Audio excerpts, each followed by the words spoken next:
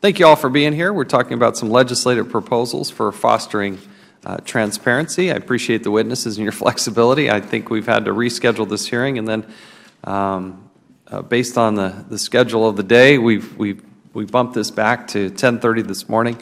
So I appreciate your patience and understanding as there's some big legislative things that are happening on the floor. Again, we appreciate the expertise that you bring here. We're here because this committee is probably, as much as anybody, wants to do everything it can to foster transparency, and it's critical to carrying out our committee's mission. As those of us that have the privilege of serving in Congress, we have an obligation to ensure the American people know how their money is spent and how their government functions. In all the undertakings, we seek to shed light on issues, share information that matters to the taxpayer, and advance legislative solutions where necessary. We're not only the Oversight Committee, but we're also the Committee on Government Reform. And so with the reform in mind, we'll examine 3 legislative proposals and shine light as they illuminate the light here and here as well. 3 legislative proposals which strive to improve the way taxpayers access information. One bill is called the Audit the Fed, referring to the Federal Reserve. A bill that I have championed, the Fannie and Freddie Open Records Act of 2017. Fannie and Freddie have obligations that the American taxpayers have that are literally a staggering amount of number in the hundreds of billions of dollars. And the Open the Government Data Act. Last Congress, we passed bipartisan Freedom of Information Act, or FOIA legislation. It was signed into law and marked a big step forward in reforming the process, but it didn't solve all the problems. There's still some that face us moving forward. And I hope we can advance more bipartisan transparency legislation in this Congress. Audit the Fed, sponsored by Mr. Massey of Kentucky, provides insight into the practices of the Federal Reserve while continuing to support its independence and instrument of monetary policy. The Open Government Data Act, sponsored by Mr. Farenthold of Texas, requires federal agencies to publish data in an open, machine-readable format on data.gov. And the Fannie and Freddie Open Records Act of 2017 applies the Freedom of Information Act to Fannie Mae and Freddie Mac, so taxpayers have critical information they need while these 2 entities are in conservatorship. Members of the committee may raise additional pieces of transparency legislation in the hearing today, but I think all these 3 pieces of transparency legislation exemplify the fundamental right of the American people to know what their government is doing and what sort of obligations are in place. And with that, I'd like to actually yield time to the gentleman from Kentucky, Mr. Massey, who is the chief sponsor of one of these pieces of legislation. Mr. Massey. Thank you, Mr. Chairman, and thank you for persevering with this hearing in the face of many weapons of mass distraction today on the Hill. You've assembled a wonderful panel of witnesses, and I just want to say something about the bill that I've sponsored here. Over the past century, the value of the dollar has declined by over 95%. And during those 100 years, the Federal Reserve, the organization established by Congress to manage Congress's Article 1, Section 8 authority to coin money and regulate the value thereof, has operated under a shroud of secrecy. My bill, H.R. 24, the Federal Reserve Transparency Act, would put an end to that reign of secrecy. And it's not a controversial bill. In fact, Americans demand transparency, and the House of Representatives has responded by passing this legislation twice in previous Congresses by huge bipartisan majorities. But I think it is time for a hearing, because a lot of the reasons have been forgotten about why we need this transparency. When the original author of this bill, Representative Ron Paul, first carried Audit the Fed to the floor in the 112th Congress, it passed by a comfortable veto-proof majority. Then Representative Paul Brown brought it to the floor in the 113th Congress. It passed by an even larger majority, 333 to 92. In fact, members of this very committee who were here in those Congresses, all Republicans and several Democrats, voted for this bill on the floor. Yet some have still asked and will continue to ask, why do we need this legislation? And that's the reason this is such a good hearing. They ask, isn't the Federal Reserve already audited? Well, that question deserves an answer. It's true that the GAO performs a limited financial audit of parts of the Federal Reserve, but this audit is perfunctory. Due to the limits placed on the GAO by Congress, the U.S. Code makes several critical exceptions to the Fed's audit protocol of its most crucial activities. Number one, GAO is prohibited from examining Fed transactions or agreements with foreign governments and foreign banks. Number two, GAO is prohibited from examining all Fed actions on monetary policy matters. Number three, GAO is prohibited from auditing transactions made at the discretion of the Federal Open Market Committee. And four, GAO cannot examine any discussion or communication among or between anyone who works at the Fed about any of the activities in the first three areas. When these restrictions were originally added in the 1970s, GAO themselves testified that they could not, quote, could not see how they could satisfactorily audit the Federal Reserve System without the authority to examine the largest single category of financial transactions and the assets that it has.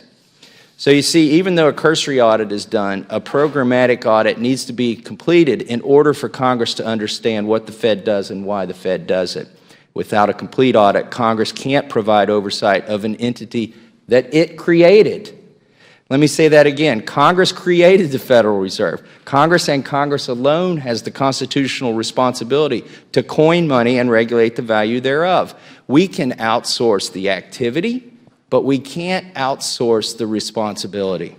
This brings me to the other question I frequently hear, which is, won't a full audit of the Federal Reserve compromise the Fed's independence? Well, the answer is, without a full audit, how can we know it is independent? For instance, how's it independent of the executive branch? The Fed's charter is not to be a second Treasury Department. How can we know that the Fed is operating independently of big bank CEOs and Wall Street? Given the revolving door of managers between the Fed, the Treasury, and Wall Street, the opportunity for outside pressure and conflicts of interest abound at the Fed. Only a full audit can demonstrate that the Fed makes decisions independently of the political whims of the president and independently of the profit goals of commercial banks. An organization entrusted with daily decisions that affect the value of Americans' paychecks and the value of their retirement savings. An organization whose mission has morphed into facilitating the bailout of foreign banks. Folks, this is an organization that requires a full audit and full oversight from the elected body that created it. I want to thank Chairman Chaffetz for his leadership on this issue throughout many years and for including this bill as part of today's hearing. I urge my colleagues to support the bipartisan Federal Reserve Transparency Act so the people of America can receive the transparency they deserve. I thank you, and I yield back. Thank the gentleman, and thank you for the tenacious leadership that you've had in bringing this bill forward, and I look forward to having a good, vibrant discussion about that bill today. I'll yield back and now recognize the ranking member, Mr. Cummings. Thank you very much, Mr. Chairman. The purpose of this hearing is to examine legislation to improve transparency in government. The Chairman selected several bills to focus on today, and we agree on some of those bills, like the Open Government Data Act, and we disagree on one of them, the Federal Reserve Transparency Act. I appreciate the opportunity for a healthy debate on these measures. However, I believe that there is one transparency bill the committee should prioritize over all others. The Presidential Tax Transparency Act would require President Donald Trump and all future presidents and presidential candidates, regardless of party, to disclose their tax returns to the American people. This bill was introduced by Representative Anna Eshoo, and it has 73 bipartisan co-sponsors. Every Democratic member of this committee is a co-sponsor, as well as our Republican colleague, fellow Oversight Committee member Mark Sanford. Chairman Chaffetz has said what many of us believe, that President Trump should disclose his taxes. Last August, he said this, and I quote, "If you're going to run and try to become the President of the United States, you're going to have to open up your kimono and show everything, your tax returns and your medical records," end of quote. Other Republican members agree. Representative Will Hurd, another member of our committee, said, and I quote, "It would be a good move for the President to release his tax returns." Well, we don't have to just sit around and wring our hands and wait and complain. We're not potted plants. We are lawmakers, and we can pass a law. Just like Congress passed the Ethics in Government Act in 1978 after the Watergate to require the President to submit a public financial disclosure, we can pass a law today that require the President to release his tax returns. And that is exactly what this bill does. There's widespread public support for this. A petition on the White House website that received more than 1 million signatures titled, "Immediately Release Donald Trump's Full Tax Returns with All Information Needed to Verify Emoluments Clause Compliance," end of quote. Every other modern president has done this voluntarily. But President Trump broke with this precedent, claiming that he could not release his tax returns, which he said was being audited. IRS Commissioner John Koshinen has already debunked this argument. When he testified before the Judiciary Committee last September, he was asked whether taxpayers are prohibited from releasing their tax returns while they are being audited. He responded and simply said this, and I quote, "They are not prohibited," end of quote.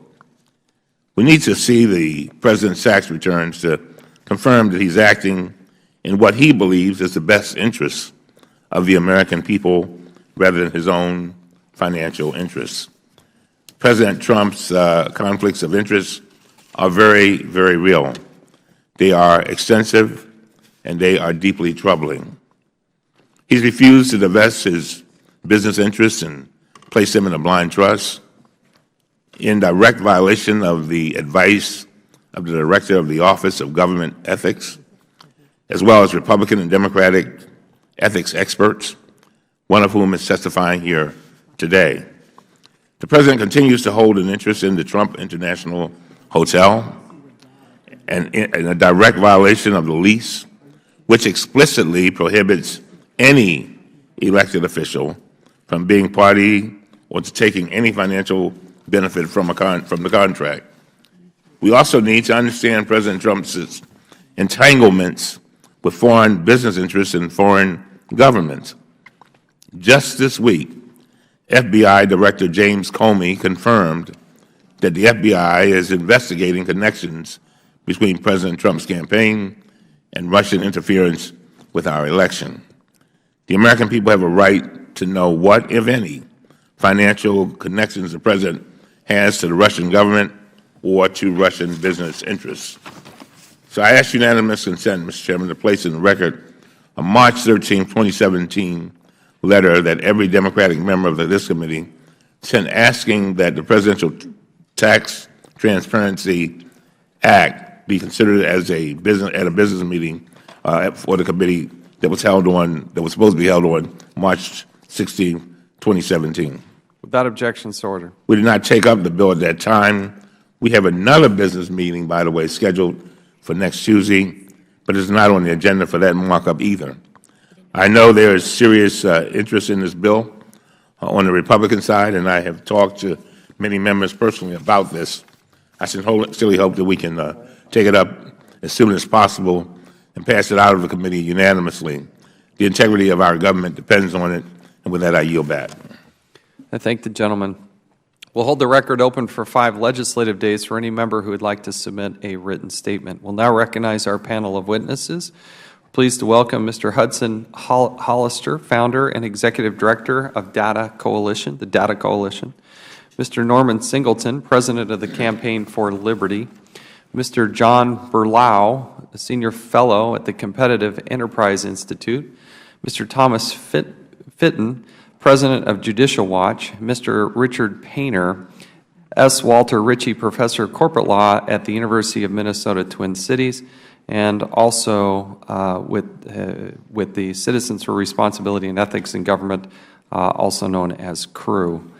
We welcome you all here today. Pursuant to committee rules, all witnesses are to be sworn before they testify. If you will please rise and raise your right hand. Do you solemnly swear or affirm that the testimony you're about to give will be the truth, the whole truth, and nothing but the truth, so help you God? Thank you. Let the record reflect that all witnesses answered in the affirmative. Many of you have testified before us previously. We would appreciate if you'd limit your verbal comments to no more than 5 minutes. Your entire testimony will be made part of the record, as well as any attachments or other things that you may have to go along with that testimony, but it will all be made part of the record. Mr. Hollister, you are now recognized for 5 minutes. Thank you, Mr. Chairman.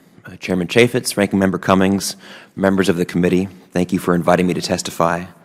In 2012, after serving on this committee's staff, I founded the Data Coalition. We represent 36 technology companies employing over 200,000 Americans.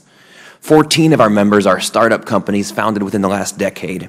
10 are public companies with a combined market capitalization exceeding $1.5 trillion. To open up federal information as a public resource, to deliver transparency and fuel economic growth, we enthusiastically support the Open Government Data Act. This committee's mission is to investigate and exercise effective oversight over the federal government to expose waste and fraud and abuse. To support that mission, Chairman Chaffetz, under the rules of this House and this committee, you wield the authority to issue congressional subpoenas. This committee and its staff work hard every day to review the information that you receive in response to those requests and subpoenas, to uncover hidden waste, fraud, and abuse, to expose those things through hearings like this one, and to craft reforms that safeguard Americans and their money from government malfeasance in the future. However, even considering the awesome power of the subpoena and the professionalism of the staff, this committee needs Americans' help. In 2016, the federal government took in over $3 trillion and spent roughly $3.5 trillion, accounting for over 1/5 of the gross domestic product, by revenue that's bigger than the 10 biggest companies in the world combined. Our federal government is not just the largest organization in human history, it's also the most complex. When I was an Oversight Committee staffer, I asked OMB, the GAO, and the Congressional Research Service how many agencies there are in the federal government. I received 3 different answers. To conduct oversight across such scale and complexity is a daunting challenge. Fortunately, that is where transparency comes in. By giving Americans direct access to their government's information, we can deputize millions of citizen inspectors general to help this committee fulfill its mission. This committee pioneered and passed and has championed the Freedom of Information Act for over 50 years, but FOIA's basic model of request and response, although it's still an essential avenue for transparency, is no longer the most efficient one.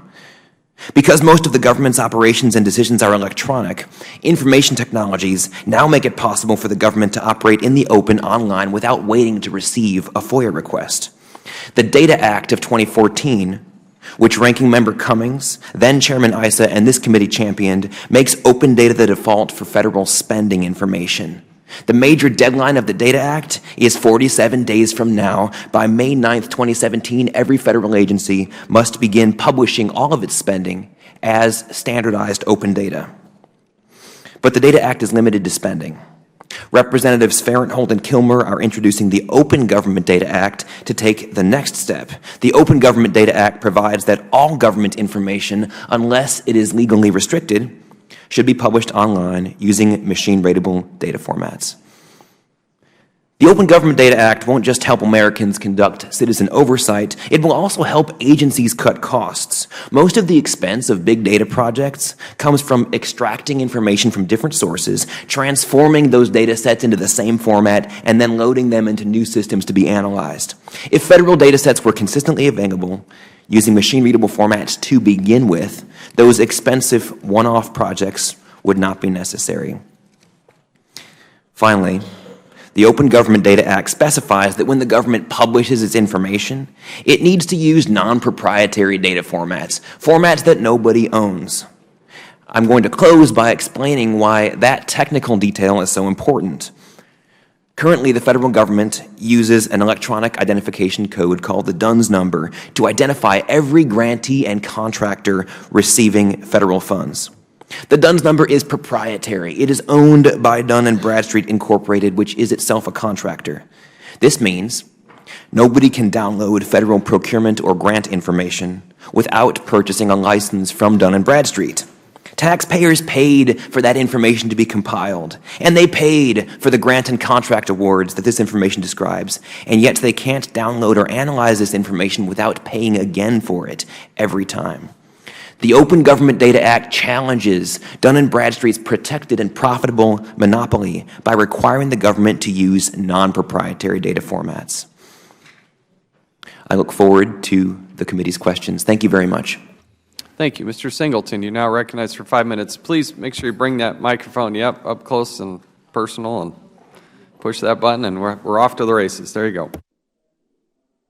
Push that talk button there. Thank you. On behalf of Campaign for Liberty's almost 500,000 members, I appreciate the opportunity to appear before you today to talk about the Federal Reserve Transparency Act, more popularly known as Audit the Fed. Campaign for Liberty is a public policy organization founded in 2008 by Dr. Ron Paul to advance the principles of individual liberty, free markets, and limited government. Audit the Fed has been our signature issue since we were founded. Audit the Fed has been introduced by Representative Massey this year in the House. In the Senate, it's introduced by Senator Rand Paul, also of Kentucky. It currently has 93 co-sponsors in the House and 14 co-sponsors in the Senate. As Mr. Massey mentioned, it has twice passed the House in 2012 and 2014, both by overwhelming majorities. In 2016, it received 54 votes in the Senate, just 6 shy of achieving cloture. It was also supported by every senator running for president last year, including, and it was and also had the public support of then candidate and now President Donald Trump. Audit the Fed is a simple one-page bill that removes the provisions in law that prevent the General Accounting Office from doing a full audit of the Federal Reserve's conduct of monetary policy. Specifically, the bill allows the GAO to audit the Fed's dealings with foreign central banks, governments of a foreign country, or private international financing organizations. It also allows the GAO to look into deliberations, decisions, or actions on monetary policy measures, including discount window operations, reserves of member banks, securities credits, interest on deposit, and open market operations. Finally, it allows the GAO to look at transactions made under the direction of the Federal Open Market Committee or as part of discussion or communications among or between members of the board and officers and employees of the Federal Reserve System. Passage of this bill will remove congressionally imposed limits that prevent the GAO from doing its job and thus allow Congress and, more importantly, the American people to finally know the truth about the Federal Reserve's conduct of monetary policy, which is something that directly affects the economic well-being of every American. The case for this bill is strengthened when one considers that the Federal Reserve's conduct of monetary policy can charitably be described as disastrous. As Mr. Massey pointed out, since the Fed was created in 1913, the dollar has lost 95% of its purchasing power. According to some, you would need $24 today to purchase what you could buy with $1 in 1913 when the Fed was created. The Federal Reserve is also responsible for the boom and bust cycle that has plagued the American economy over the past 100 years. Every economic downturn, from the Great Depression to the 2008 market meltdown, can be laid at the feet of the Federal Reserve. The Federal Reserve, one reason why the Federal Reserve might oppose the audit is revealed by a limited audit that was authorized by the 2010 Dodd-Frank legislation, which was limited to examining the Fed's response to the 2008 market crash. That audit found that between 2007 and 2010, the Fed committed over $16 trillion, which is more than 4 times the annual budget of the United States, to foreign central banks and politically influential private companies.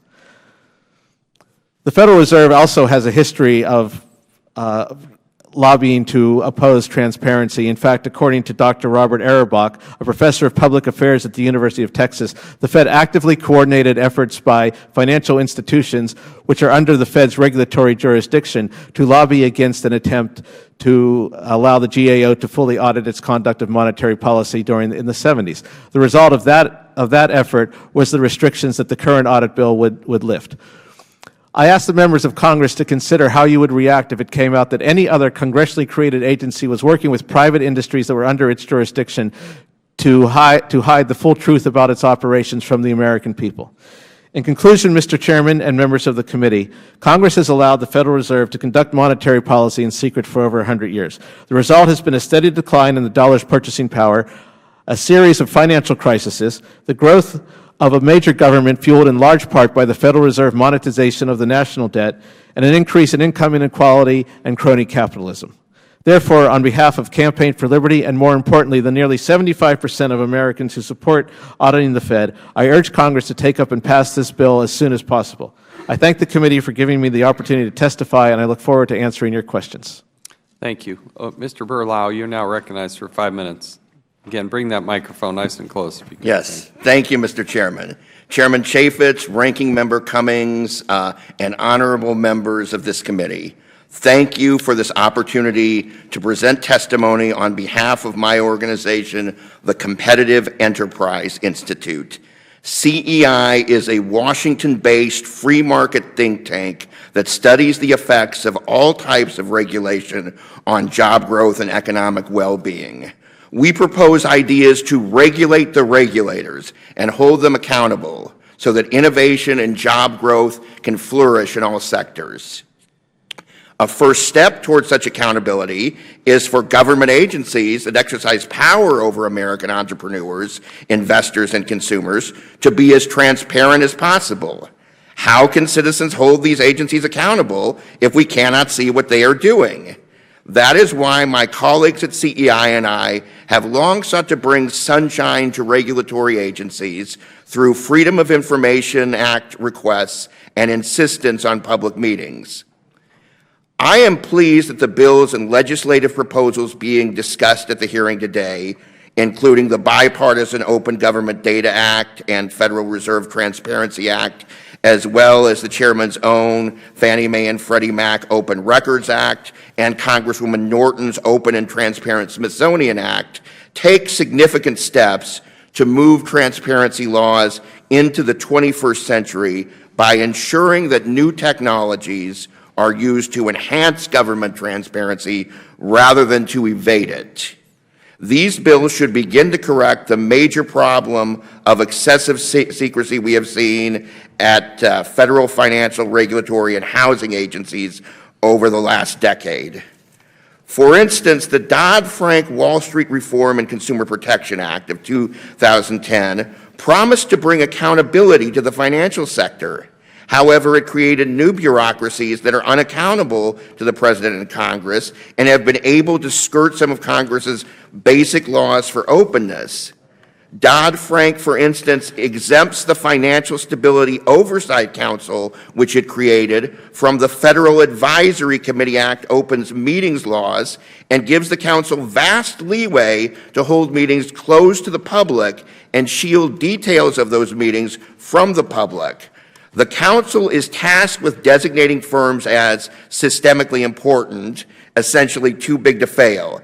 It keeps only minimal records of its meetings and provides virtually no information as to how it designates financial firms as systemically important, even though such decisions can dramatically affect financial markets and the wider economy.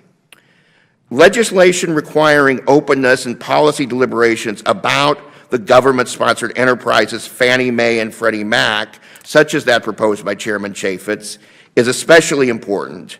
These are corporations chartered by Congress that are now under the conservatorship of the federal government. Taxpayers have propped them up after the housing collapse to the tune of $185 billion. As long as they remain under a government conservatorship or receivership, taxpayers deserve some sunshine in return for the money they have spent on these two entities. Government officials' deliberations on the fate of the GSEs must also be made public. The Obama administration incredibly claimed executive privilege when private sector shareholders of Fannie and Freddie asked for information regarding the Treasury Department's Third Amendment of 2012, in which the government began to confiscate and asserted the right to confiscate all the GSE profits, even after the GSEs paid the government back for bailing them out. We have urged the Trump administration to reverse its predecessor's unprecedented use of executive privilege, which should be reserved only for rare information requests that may compromise national security. We also urge this committee to investigate the Obama administration's secretive practices in this regard. Finally, we urge passage of transparency legislation. Thank you again for inviting me to testify. I look forward to your questions. Thank you. Mr. Fitton, you're now recognized for 5 minutes. Thank you, Chairman Chaffetz, and thank you, Congressman Cummings, for allowing me to testify today on this important topic. Judicial Watch is a conservative, nonpartisan educational foundation dedicated to promoting transparency, accountability in government politics and the law. We were founded in 1994, so we have a lot of experience using and litigating under the Freedom of Information Act. Without a doubt, we're the most active FOIA requester and litigator operating today under that law. Unfortunately, during the Obama administration, Judicial Watch had to work overtime making FOIA requests, obviously, but when the administration ignored those requests and obstructed access to public records, we had to file lawsuits to force executive agencies to comply with this vital open records law. Our nation faces a transparency crisis. To be frank, the Obama administration was an enemy of open government and transparency. The administration's casual lawbreaking, especially its defend everything approach to the Clinton email scandal, is President Obama's real legacy on transparency. Judicial Watch filed nearly 3,000 Freedom of Information Act requests with the Obama administration. We've had to file, I think, over 200 FOIA lawsuits, oftentimes just to get a yes or no answer from the agencies, as opposed to just fighting over what documents they weren't or weren't giving us. There is a way forward out of this transparency crisis, and part of that is that using a committed Congress to pave the way for outside watchdog groups like Judicial Watch and citizen activists to investigate and expose corruption and malfeasance within the government. Judicial Watch shows that even in a hostile political environment, one citizen group using the Freedom of Information Act and independent oversight can help the American people bring their government back down to earth and under control. How much more effective would we be only if Congress were to enact further transparency reform?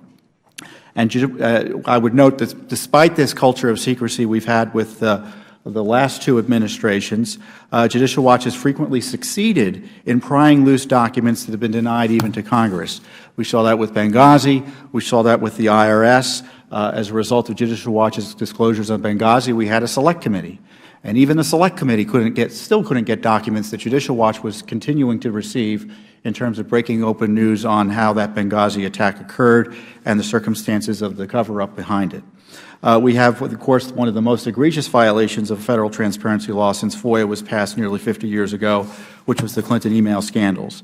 And obviously our work on that is history, but there would be no knowledge about her emails if it weren't for our FOIA litigation. It really wasn't the Benghazi Select Committee that developed that information or forced the disclosure of her email practices.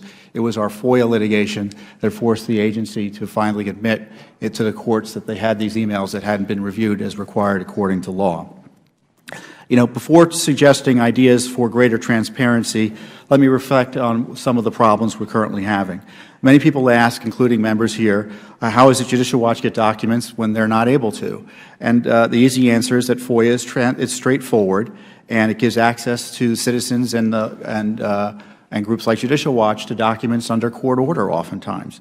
Congressional investigations, even with subpoenas, are political by nature and require, under the current practice, effective enforcement in court with the cooperation of a conflicted Justice Department.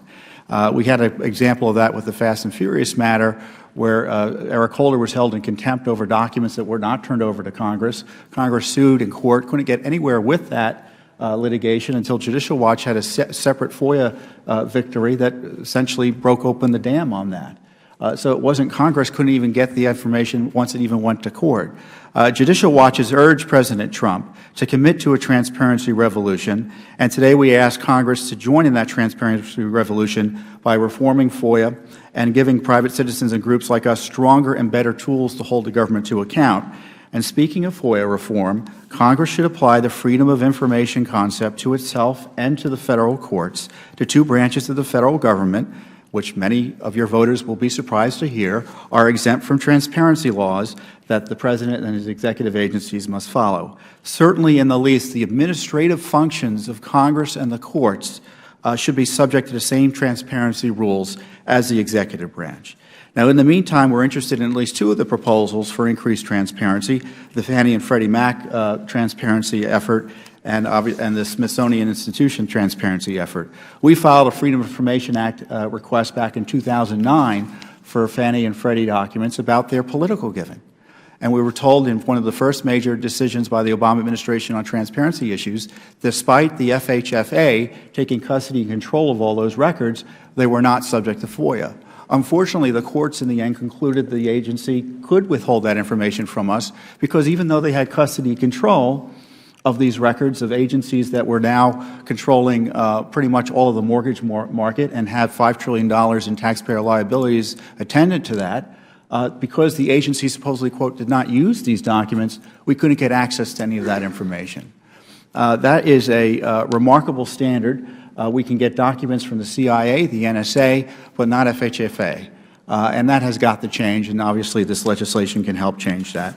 And then we have the issue of the Smithsonian Institution, another taxpayer-funded entity that is not subject to FOIA.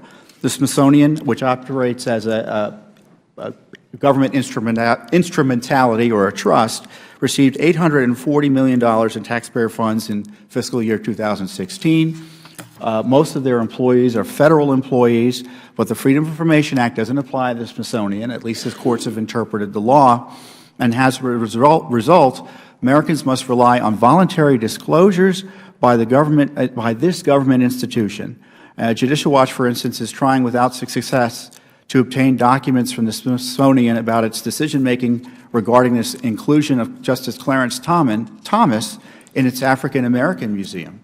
And rather than relying on the kindness of strangers to find out how billions of dollars are being spent, we ask that this committee strongly consider Delegate Holmes Norton's bill to apply FOIA explicitly to the Smithsonian Institution. Thank you for your time. Thank you. Appreciate it. Mr. Painter, you're now recognized for 5 minutes. Thank you very much, Mr. Chairman, Congressman Cummings, other members of the committee. I strongly support the Open Government Data Act, and with some qualifications, support the other two bills. Open government data is absolutely critical, and we need a regime where government data is accessible to ordinary Americans, and that's not what we have right now.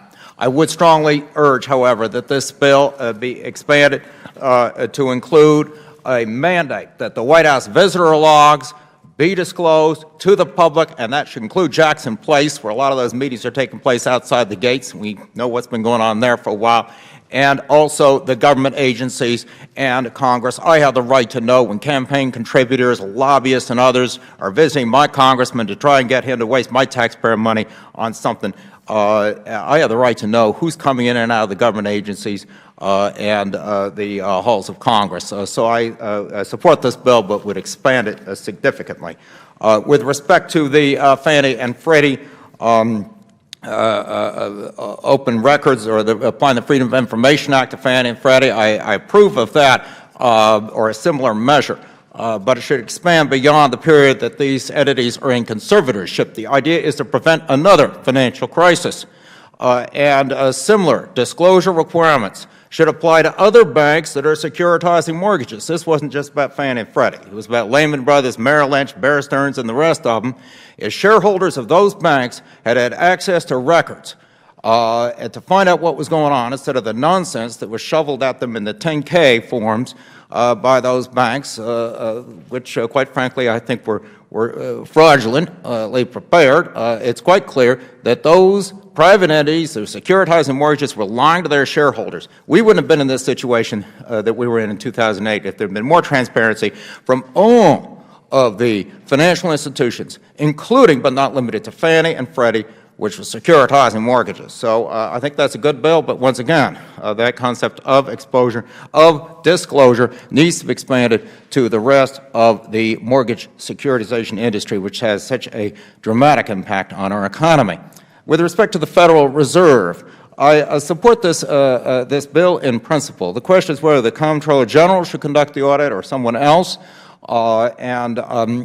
it is critical that we understand that transparency at the Fed and good management is crucial to public confidence in the Federal Reserve Bank.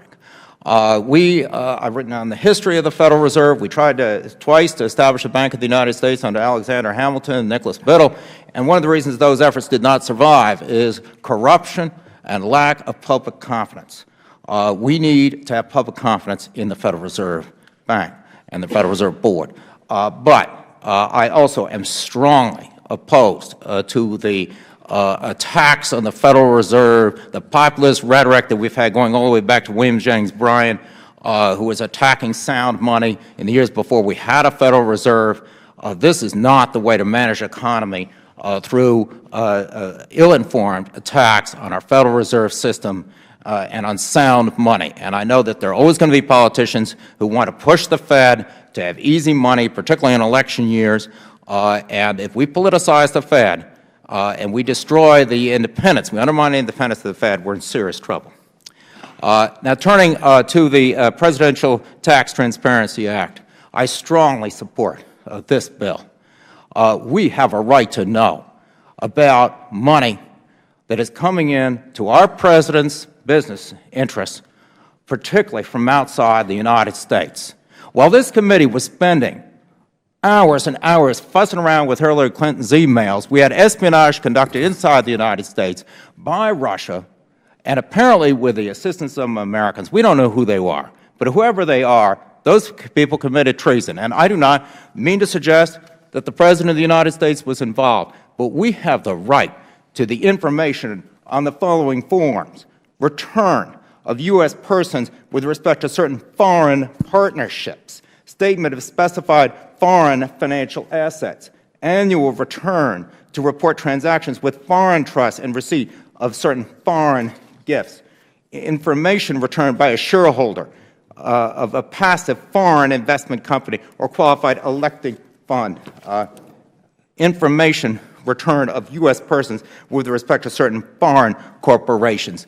These are among the many forms that will be filled out by a U.S. taxpayer who is receiving money from abroad. We have the right to that information from our President. He has failed to disclose his tax returns. Every other president has disclosed his tax returns in an environment where espionage has been conducted against the United States and some Americans may have engaged in acts of treason. We have the right to that information from our President. I urge this Congress to pass that bill as soon as possible. I thank you all for your testimony. We'll now recognize Mr. Massey of Kentucky for 5 minutes. Thank you, Mr. Chairman. My first question is for Mr. Singleton. Can you talk about the role the Fed played in the housing bubble in 2008? Was there any role there? Press your microphone, please. Sorry. Yes, sir, there was a tremendous role.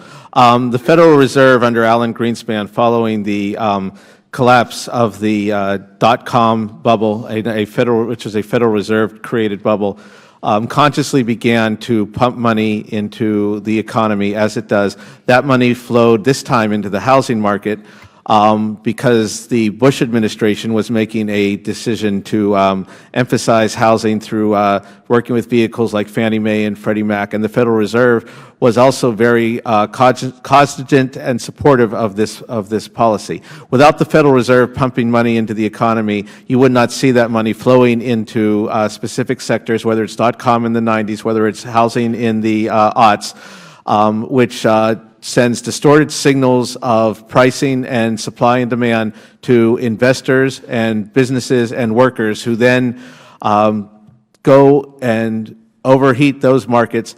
At some point, it becomes clear that they misread the underlying fundamentals of the economy, and the whole thing collapses. And that's what we saw in '07 and '08. If you actually go back and read what my former boss, Dr. Ron Paul, was saying when he was a member of the House Financial Services Committee in 2003, 2004, he predicted exactly what would happen. And exactly what he said would happen in '03 and '04 happened in '07 and '08. And it's not that Dr. Paul has some great soothsaying abilities, it's that he understands the fundamentals of the economy. He understands why the Federal Reserve is dangerous.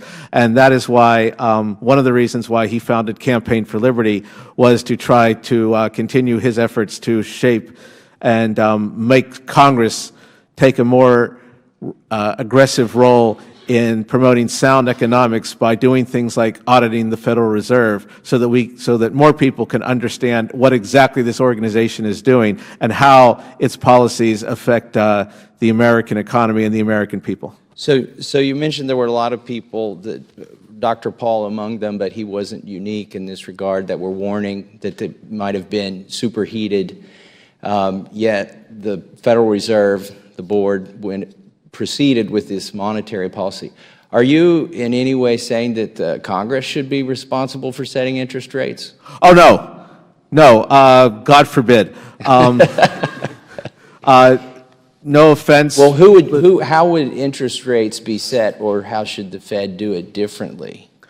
Interest rates, like everything else, should be set by the market. Money is fundamentally a unit of exchange. The value of that should be set by the market as it reflects individuals' preferences. The interest rate is a time preferences of how individuals view having money for current consumption versus their willingness to forego current consumption in order to save it, in order to invest it in the future. That needs to be set free of government interference in order for it to accurately reflect the preferences of the individuals. That does not happen when you have a Federal Reserve which artificially distorts the interest rates. And that is the root of the boom-bust cycle and things like the '08 market meltdown, the dot-com implosion of 2000 and 2001, and even of the Great Depression. Well, this is not the subject of this legislation, but it's the subject of another piece of legislation very similar to the bill come to be known as Audit the Fed, but which is some have proposed rule-based monetary policy as a way of making sure that Congress doesn't set the monetary policy, right, and that the Fed is actually less perhaps political or inclined to try to manage the economy.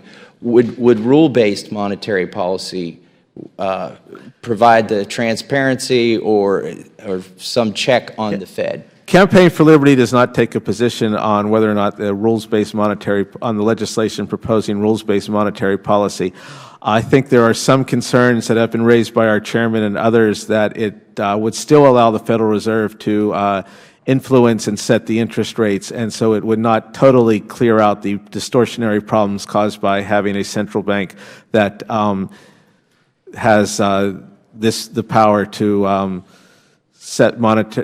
determine the value of the dollar unhinged from any other outside influence, such as being tied to a precious metal standard, for example. All right. Thank you, Mr. Chairman. My time has expired. Thank you, Mr. Massey. Mr. Cummings. Thank you very much, Mr. Chairman. Mr. Painter, on Monday you published an op-ed in USA Today, together with Ambassador Norm Eisen, the ethics lawyer for President Obama, entitled, quote, Trump's Unprecedented War on Ethics, end of quote. You and Mr. Eisen wrote, and I quote, the problem starts with the tone deafness at the top. Trump's hotels, golf courses, and other enterprises continue to do business with foreign and domestic entities that have interests before the government he heads, end of quote. You also wrote, and I quote, this unprecedented situation is exacerbated by the fact that we do not yet know the full extent of Trump's conflicts. That is because he has failed to disclose his tax returns, as we were just reminded when 2 pages of his 2005 returns turned up, end of quote. Why is it important that President Trump disclose his tax returns? We need your mic. We got to hear this. I want the President to hear you. First and foremost, as I mentioned, we need to know about any financial relationships between the President of the United States and foreign powers, whether it is a foreign power that spied on Americans, conducted espionage here in the United States, apparently with the assistance of Americans who may have been working for the Trump campaign. Whoever it is, as I say, committed treason. But we have the right to know our President's relationship with all foreign countries, not just Russia, including these forms, which I just mentioned. I'm happy to have a member submit to the record, if you so please. That is of critical importance. The President is also conducting trade negotiations with foreign countries, including China, where he has many trademarks that he has just received. We have a right to know how much money is coming under the table to the President while he's conducting trade negotiations that affect American jobs. So this is important to our national security. It's important to our stance on trade. When you were the ethics counselor for President George W. Bush, did President Bush release his tax returns to the public? Absolutely, as did President Obama, I believe President Clinton did. Every other president has released his tax returns, because if Americans are going to be expected to pay taxes, we have the right also to know that our president is paying his or her fair share. We have the right to know what is going on with respect to our president's financial relationships inside and outside the United States. Lastly, we have the right to know whether our president is in debt to people inside or outside the United States. How much is he in debt? How much does he depend on the banks, who may very well be deregulated when the administration proposes the repeal of Dodd-Frank? All of this is information the American people have a right to. Did President Bush require the individuals being considered for cabinet positions in his administration disclose their tax returns as part of the nomination process? I told everybody that came into my office, and I talked to them, that the Senate committee that was considering them from confirmation might very well demand their tax returns, and many of those committees did, particularly in areas that were relative to the national defense or to the economy. I specifically remember Senator Grassley of Iowa being very meticulous about the tax returns of anybody we sent over for the Treasury Department. So everybody had to be prepared to publicly disclose their tax returns, just like the President did. On January 5th, Representative Anna Eshoo introduced the Presidential Tax Transparency Act. This bill would amend the Ethics in Government Act to require the current President, as well as future Presidents and candidates for the office of President, to disclose tax returns for the most recent 3 years to the Office of Government Ethics with their financial disclosures. Since President Trump has refused to release his tax returns on his own, do you believe that Congress should act to require him to release the tax returns? I believe that Congress should pass the bill, but I would make that 5 or 8 years. I'd like to know how much money was coming in from foreign powers to someone I was going to vote for President of the United States. I'd like that information a little bit further back than just 3 years. Would requiring President Trump and future presidents and presidential candidates to release their tax returns be out of line with what past presidents have required of their nominees for cabinet positions? This is unprecedented. A president refusing to release his tax returns, and indeed the White House has made it very clear that the tax returns, people need to sign a tax return waiver with the IRS if they're going to be considered for positions, because the White House may very well want to take a look at it, and the Senate committees that are confirming may want to see it, and most of those committees indeed do for some of the most important positions. Tax returns must be available. Mr. Chairman, as I close, all Democratic members of the committee have co-sponsored Representative Eshoo's legislation. Congressman Mark Sanford, our colleague on the committee from across the aisle, has also co-sponsored the bill, and all Democratic members of this committee have sent a letter to our chairman urging H.R. 305 be considered at the next markup. And I want to thank you. Thank the gentleman. Now recognize the gentleman from Tennessee, Mr. Duncan. Well, thank you, Mr. Chairman, and thank you for holding this hearing and for the work that you're doing on these bills.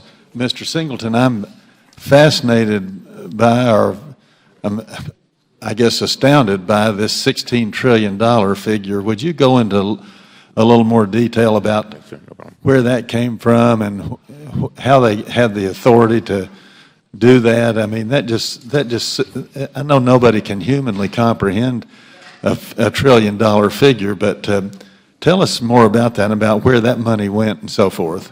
That is from the Dodd-Fed audit that was authorized in, like I said, in the bill, Dodd-Fed bill, and that money basically comes from the Federal Reserve's open market operations when they buy Treasury securities, which is how also they manage to support a lot of the spending that goes on across the street in the Capitol.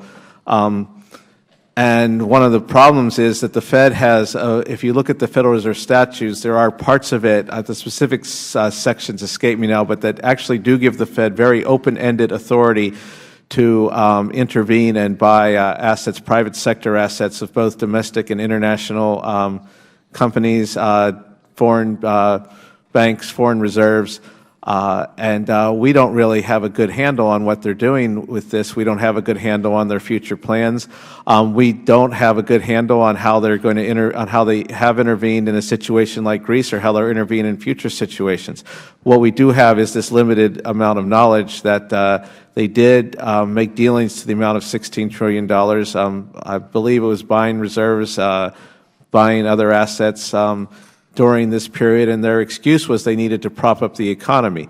That was also their excuse for the unprecedented intervention in the economy by the Federal Reserve under the name of quantitative easing, which was supposed to, when they saw that their record low interest rates, which, by the way, I believe interest rates are still at a near or record low amount despite the Fed's recent actions in raising them, that has failed to generate an economic growth, even a phony economic growth that it has in the past. And these are all reasons why, unfortunately, the fact that you won't get a clear answer, Mr. Duncan, to your question until Congress passes the Audit the Fed bill. Fortunately, whatever else you think of his other policies, President Trump is on record as wanting to sign an Audit the Fed bill, is supporting the Audit the Fed bill. And also, as I mentioned before, this bill does have broad bipartisan support. It was supported by every senator running for president. And when I say that, I don't just mean the Republican senators. Senator Sanders voted for the bill last year, and he has been a longtime champion of Federal Reserve transparency.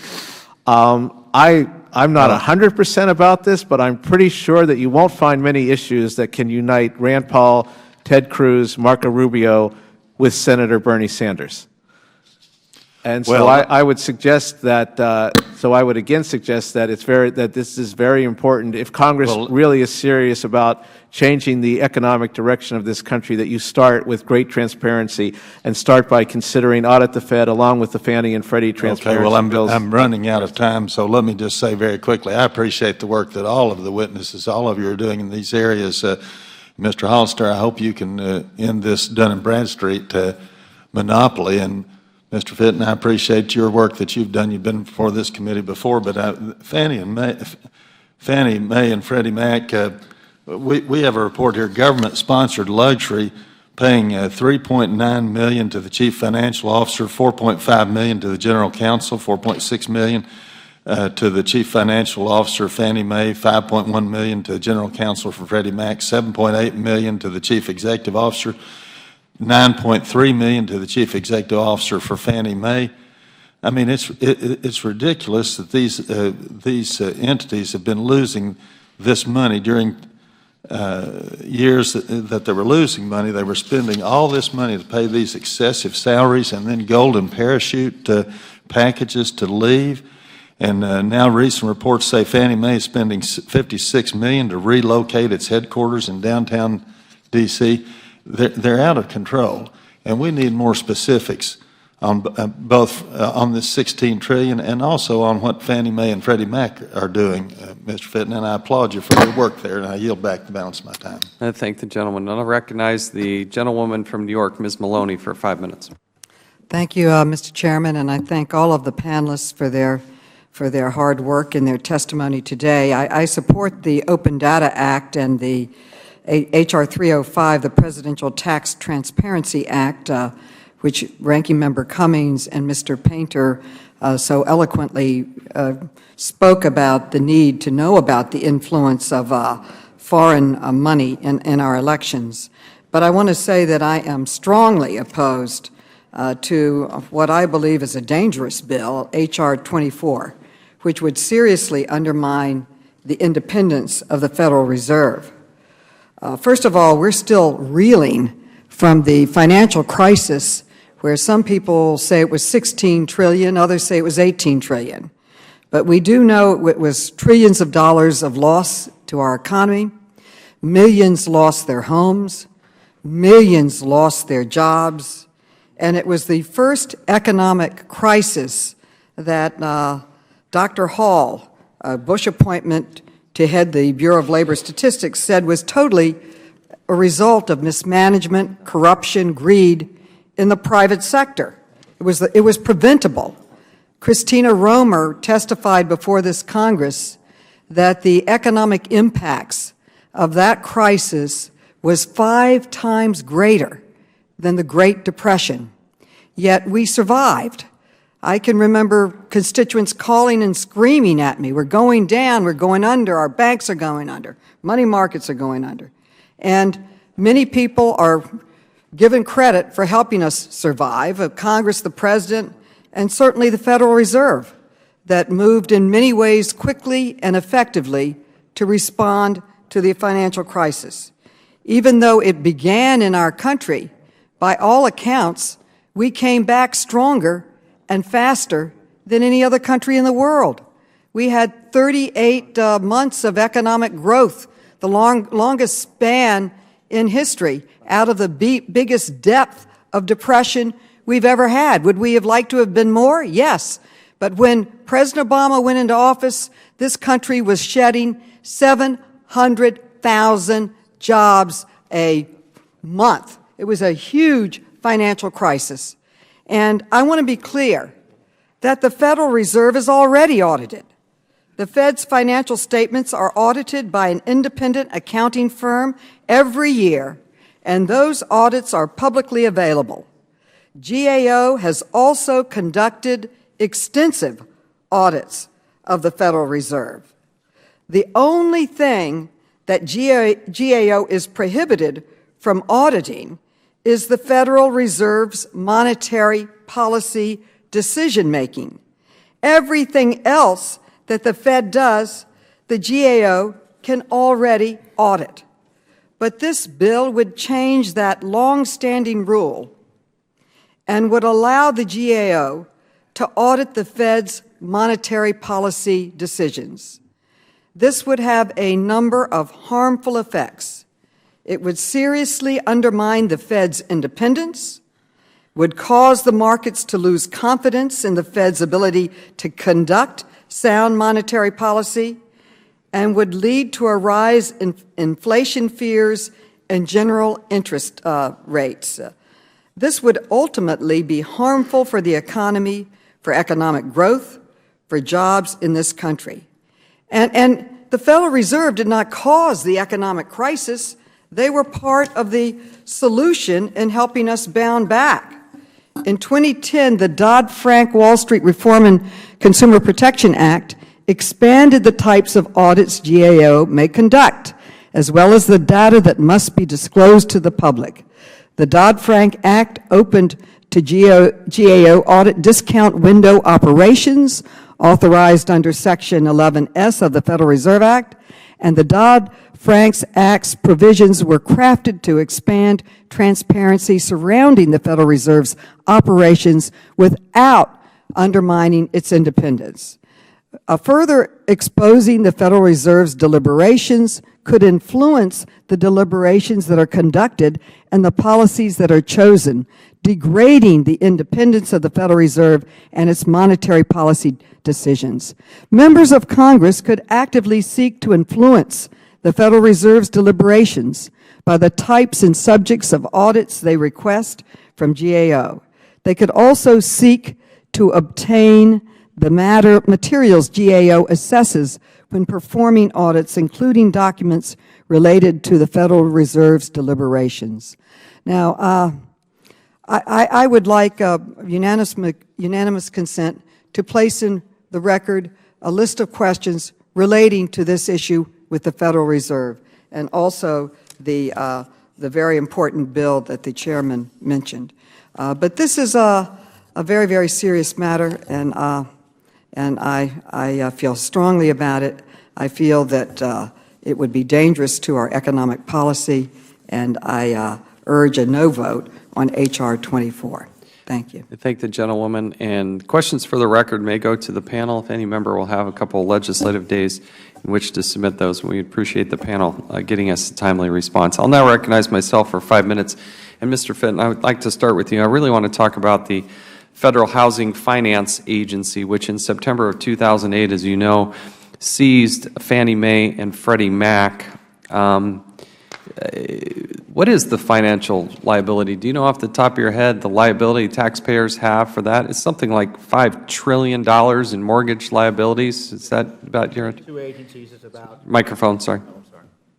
Between the two agencies, they either directly own or insure about $5 trillion worth in mortgages. I just want people to settle in on that. The taxpayers are on the hook for this amount of money, and it's true, right, that the Federal Housing Finance Agency is subject to a Freedom of Information Act request, correct?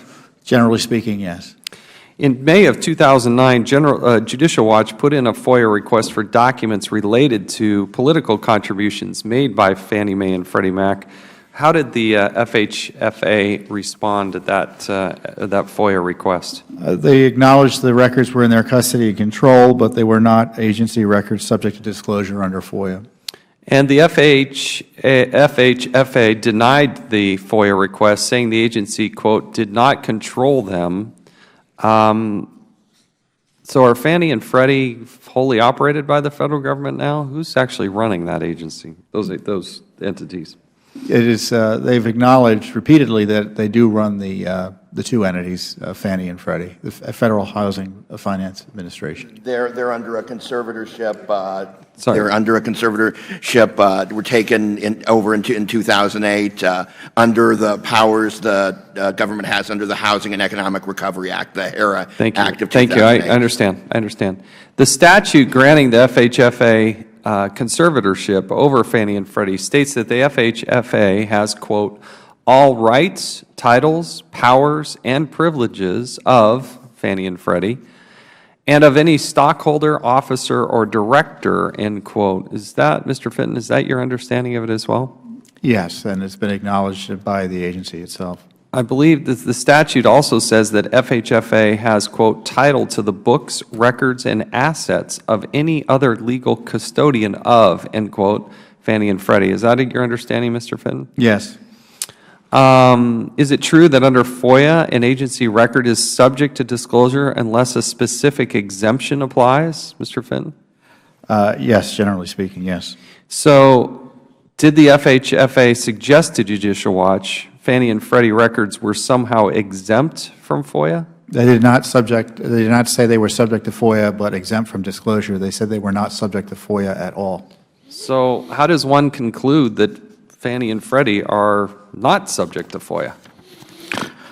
Well, that's for the, judges figured that out for us, and they said that an agency, even though they had the records, unless they, quote, used them, they weren't subject to FOIA, which just struck me as wrong and still strikes me as wrong, but that's the court decision, and so it's going to be up to Congress to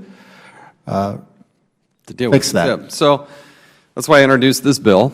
And to members on both sides, what are we afraid of in terms of exposing the liabilities that Fannie and Freddie are creating for us? And there are exorbitant sums of money going out the door, again, that the American taxpayers are liable for.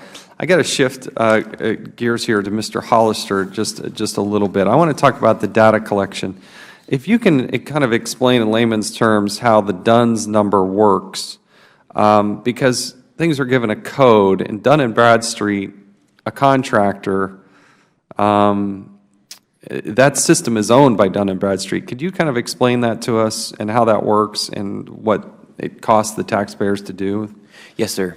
In the 1990s, the General Services Administration contracted with Dun & Bradstreet to track federal contractors government-wide. Dun & Bradstreet operates the system that does this. Now, that's pretty normal as far as federal practice goes. What's unique is that the contract doesn't just give Dun & Bradstreet the ownership of the system that's used to track the contractors. It also gives Dun & Bradstreet an interest in the identification code itself.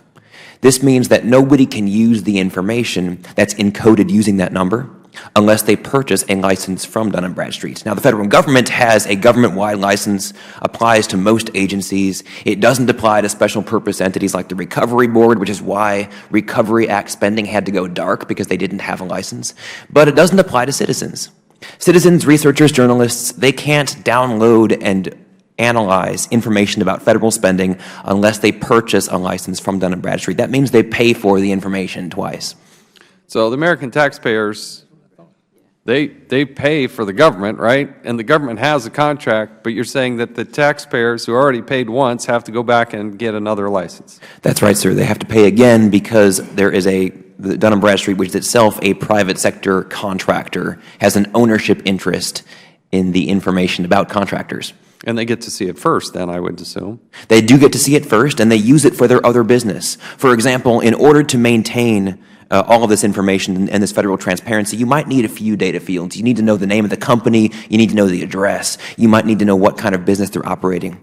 Dun & Bradstreet uses its monopoly. It requires every contractor to register with that company, and they don't just collect those few pieces of information. They collect 1,500 additional pieces of information, and then they sell that. They use their monopoly on this identification code, not just to make money off the taxpayers who want to download the information, but also to coerce those who must register with them to provide additional information that they then sell as a vendor.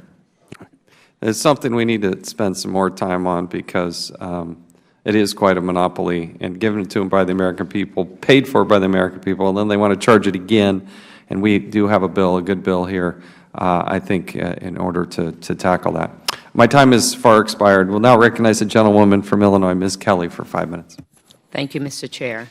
Mr. Hollister, in 2014, Congress enacted the DATA Act. That law requires agencies by May of this year to report spending data in accordance with government-wide data standards. If it is implemented properly, the DATA Act will result in a major improvement in the transparency of government spending data. Do you agree with that? Yes, Ms. Kelly, I do, and we appreciate your vigorous oversight as the ranking member of the subcommittee on the implementation of the DATA Act. Thank you. The Open Government Data Act will take another step toward expanding the availability of government data. It would in part codify an executive order President Obama issued in 2013 that set as the official policy of the federal government that government information be open and machine readable whenever possible, even though that's not what we've heard here today. Is that right? Yes, that's right, and in fact, that's why the Congressional Budget Office has scored the Open Government Data Act at 0.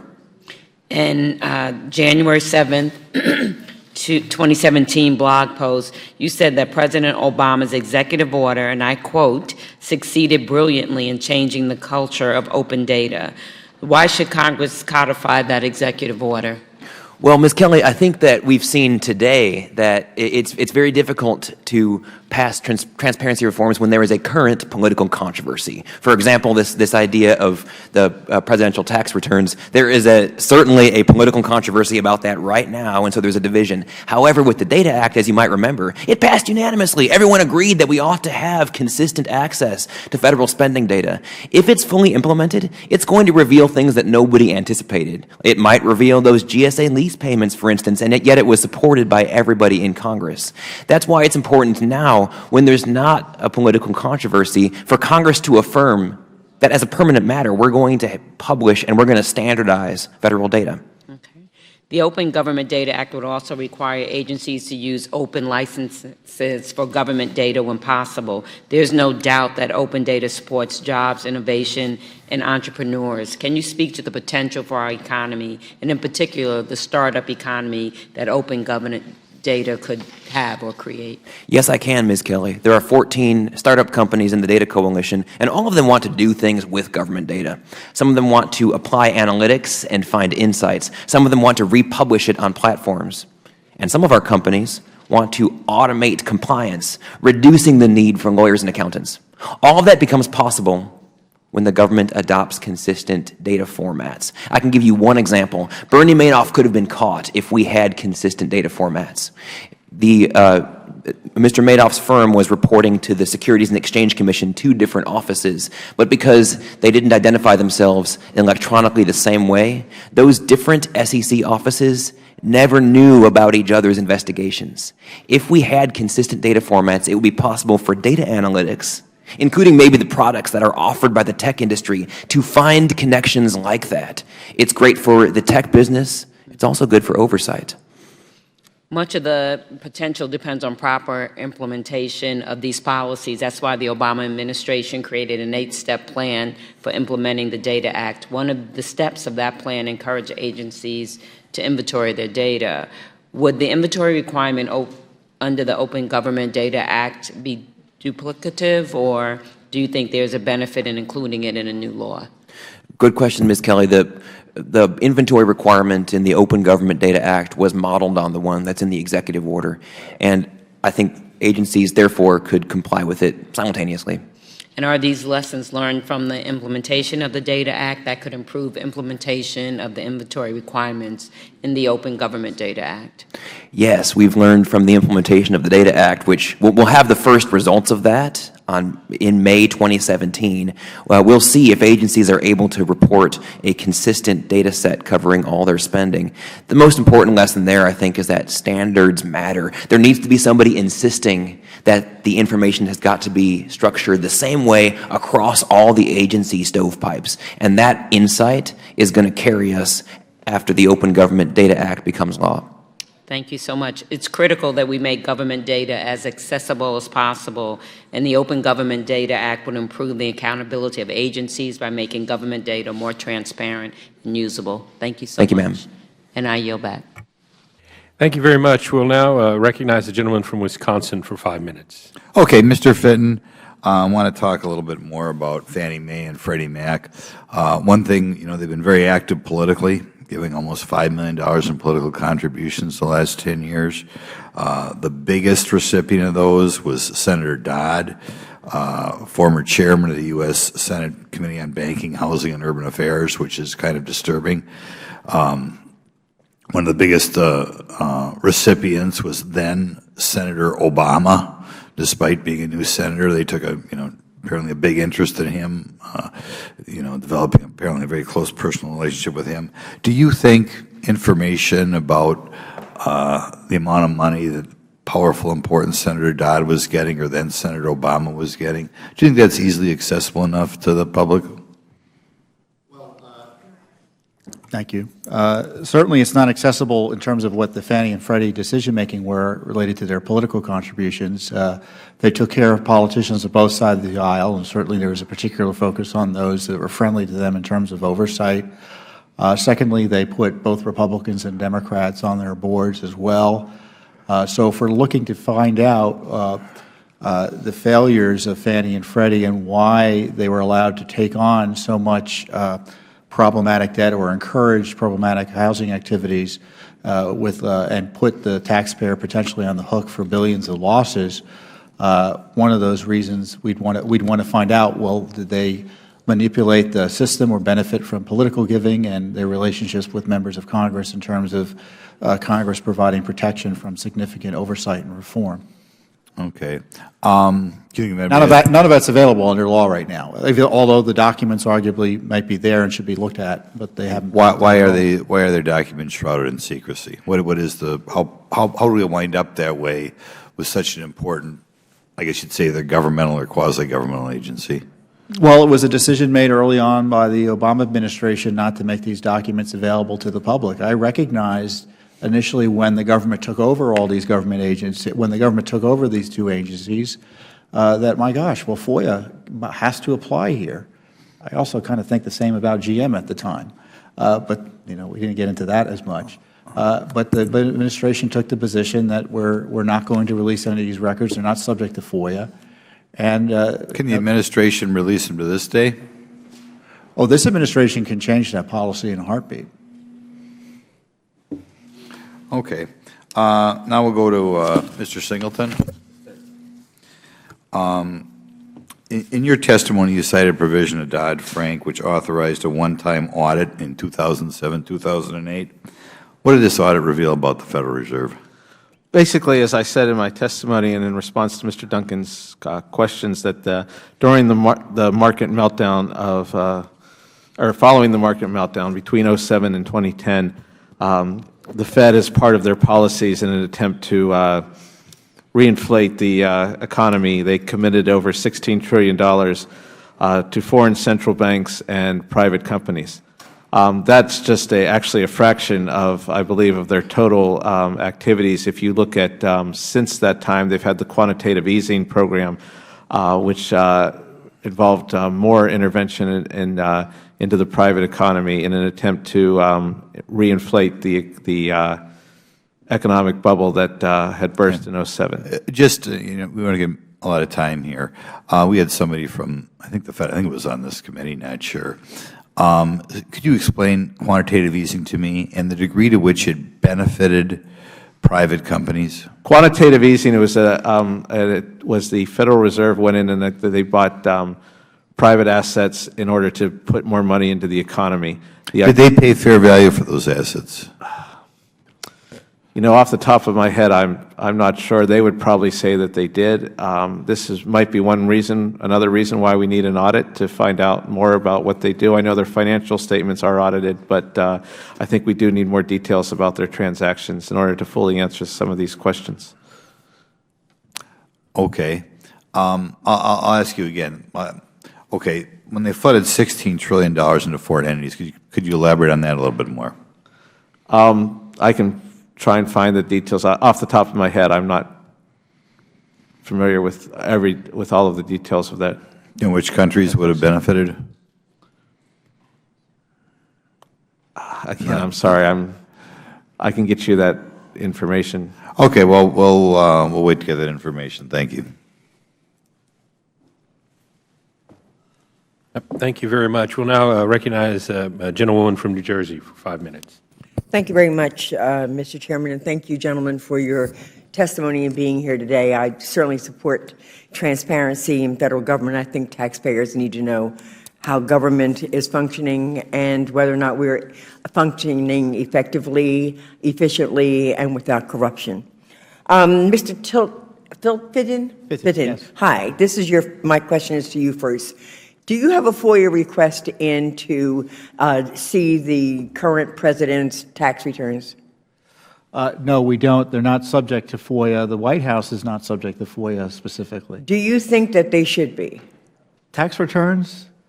Typically, tax returns would not be subject to the Freedom of Information Act. Sometimes the disclosure records related to that may have information from the tax returns. But we do have very consistent legacy of past presidents releasing their tax returns. We have an inconsistent legacy, I would say. Do you believe that the tax returns could reveal more information regarding obligations, debts, spending, earnings, and sources of earnings than is available on disclosure statements? Yes. Thank you. Mr. Painter, in an interview with the ABC News in September 2016, then-candidate Donald Trump said, and I quote, "I released the most extensive financial review of anybody in the history of politics. It's either 100 or maybe more pages of names of companies, locations of companies, et cetera, and it's a very impressive list, and everybody says that. But I released a massive list, far more than you. You don't learn much in a tax return." Just to be clear, was Mr. Trump required by law to file a financial disclosure form as a presidential candidate, or was this something he was doing voluntary?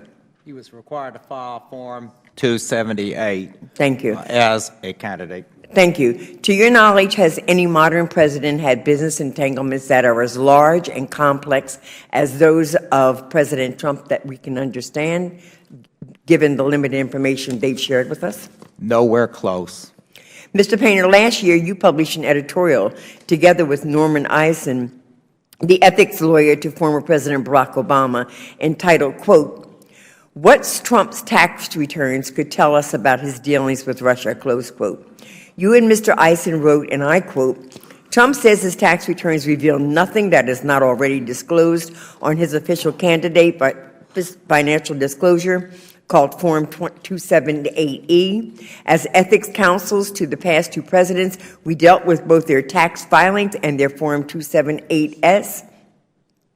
And so we know that Trump is wrong, close quote. What would we learn from a tax return that would not be contained in the financial disclosure? I will assume that tax return is truthfully filled out and not loaded up with alternative facts. But if it is truthfully filled out, it will disclose in detail information about payments received by pass-through entities, LLCs, and corporations where this pass-through taxation, the entity doesn't pay a separate corporate tax, but the taxpayer, here the President, pays. And I read into the record a number of the tax forms that would disclose information about dealings with foreign entities. That, to me, is of utmost concern to our national security, but there's much, much more information as well. The key difference between the tax forms and Form 278 is that the 278 financial disclosure form he filled out lists these entities that he has a controlling interest in, sometimes a 100% controlling interest in. But Schedule A of the 278 does not list the liabilities of those entities and the income streams of those entities. None of that is listed. Schedule B, which has liabilities, only has to list the liabilities that he is personally liable for or that he is personally guaranteed. So the entity on Schedule A could owe hundreds of millions of dollars to the Chinese government, the Russian government, we don't know who, and we're never going to find out. A lot of that you would find out through the tax returns. We're entitled to that information from our President. And tax returns are auditable, but these other financial disclosure forms are not auditable per se. Is that so? That is true. We're on an honor system with the financial disclosure forms. Of course, if you make a false statement, that's a criminal offense. But there is an audit at the IRS of the tax returns. The President apparently has an awful lot of returns with an awful lot of audits, if that's his excuse for not releasing them. Well, we're certainly finding out each and every day that there's greater concern as to this President's entanglements and the impact on the ability to govern this country in a safe and secure manner. It's simply not the case that what he has given to us is sufficient thus far, and we need to continue to require that he gives us a full disclosure. And with that, I believe that this committee should consider and pass the Presidential Tax Transparency Act to require that President Trump disclose his taxes so that we can have a more complete view of his finances and so we can find a degree of confidence in his governance. And with that, I yield back. Thank you very much. The gentlewoman's time has expired. We'll now go to the gentleman from Iowa, Mr. Blum. Thank you, Mr. Chairman, and thank you to our panel today for being here.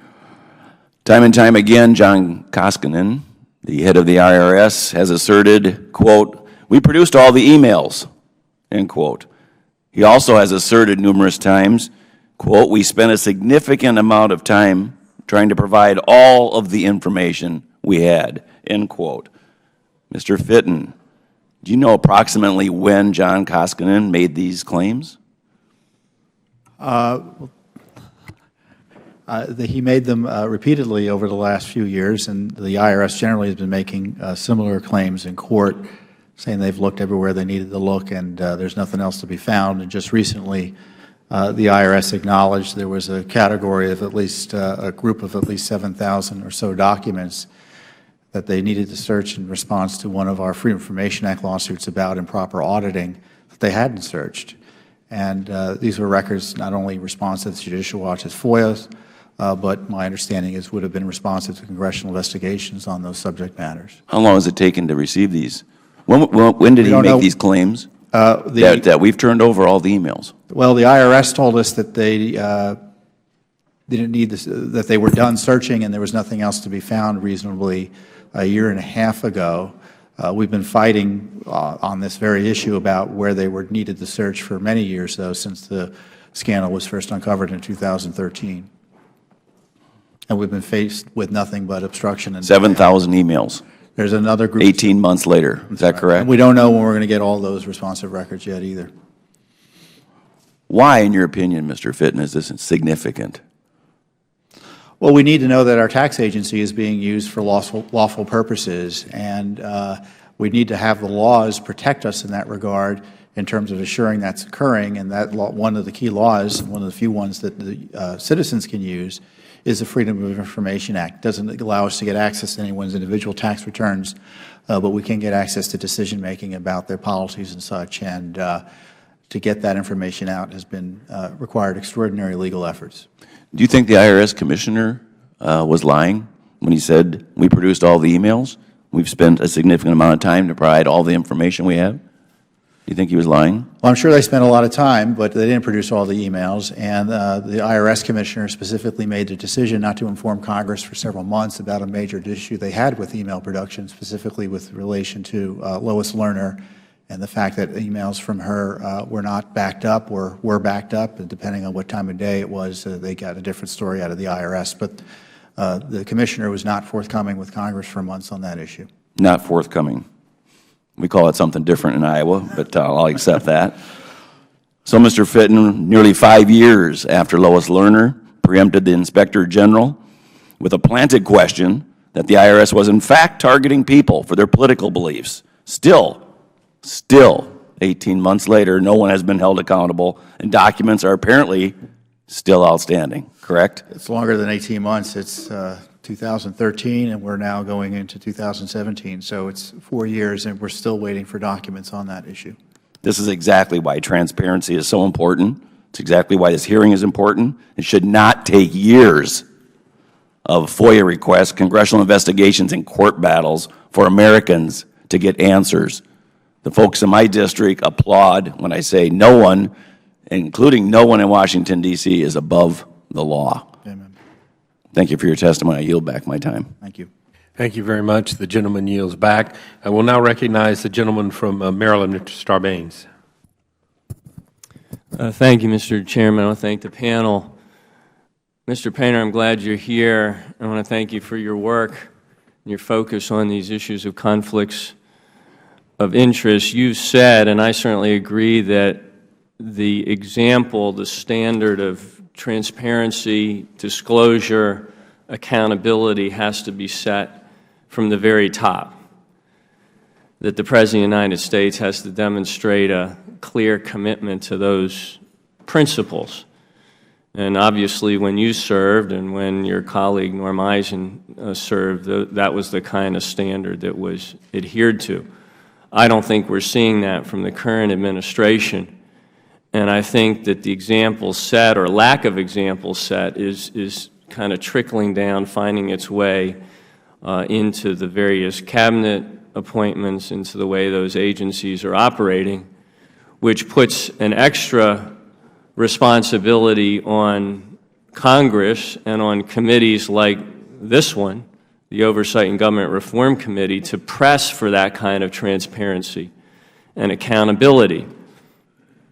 I think this committee could be doing a lot more in that regard, frankly, and some other standing committees in the House and the Senate to press on the administration for the accountability and transparency that we would like to see.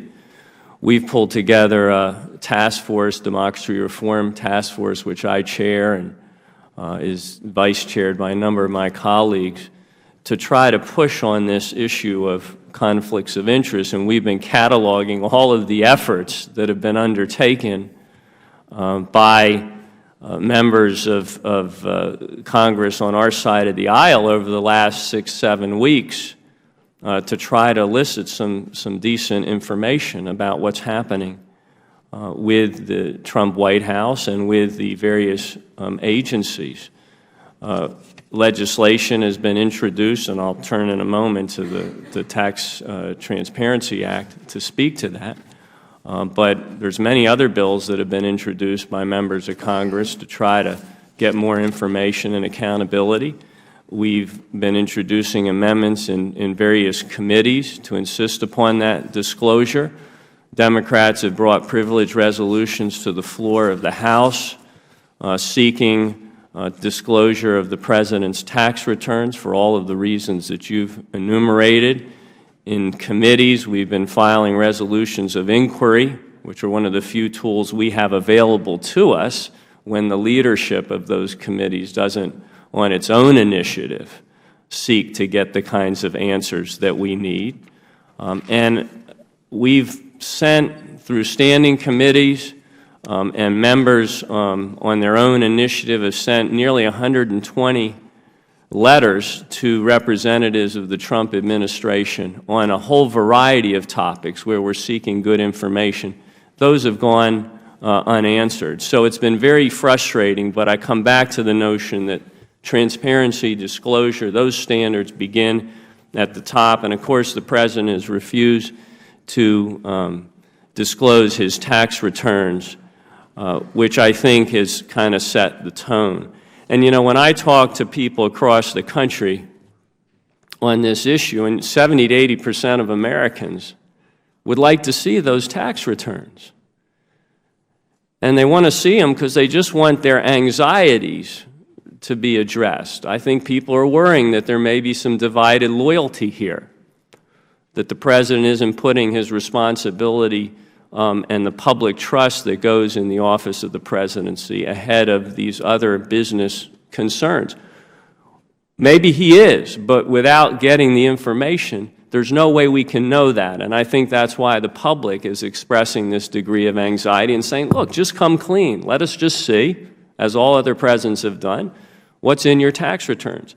I'm running out of time, but I want you to address again the fact that, you know, the average person, when they file a tax return, they don't have all of these assets and foreign entanglements and business interests, so they may not realize what kind of information you can actually get from an extended tax return. Can you just touch on one more time the various schedules and what they provide in terms of information and how important that is for us to get some assurance with respect to our concerns about conflicts of interest?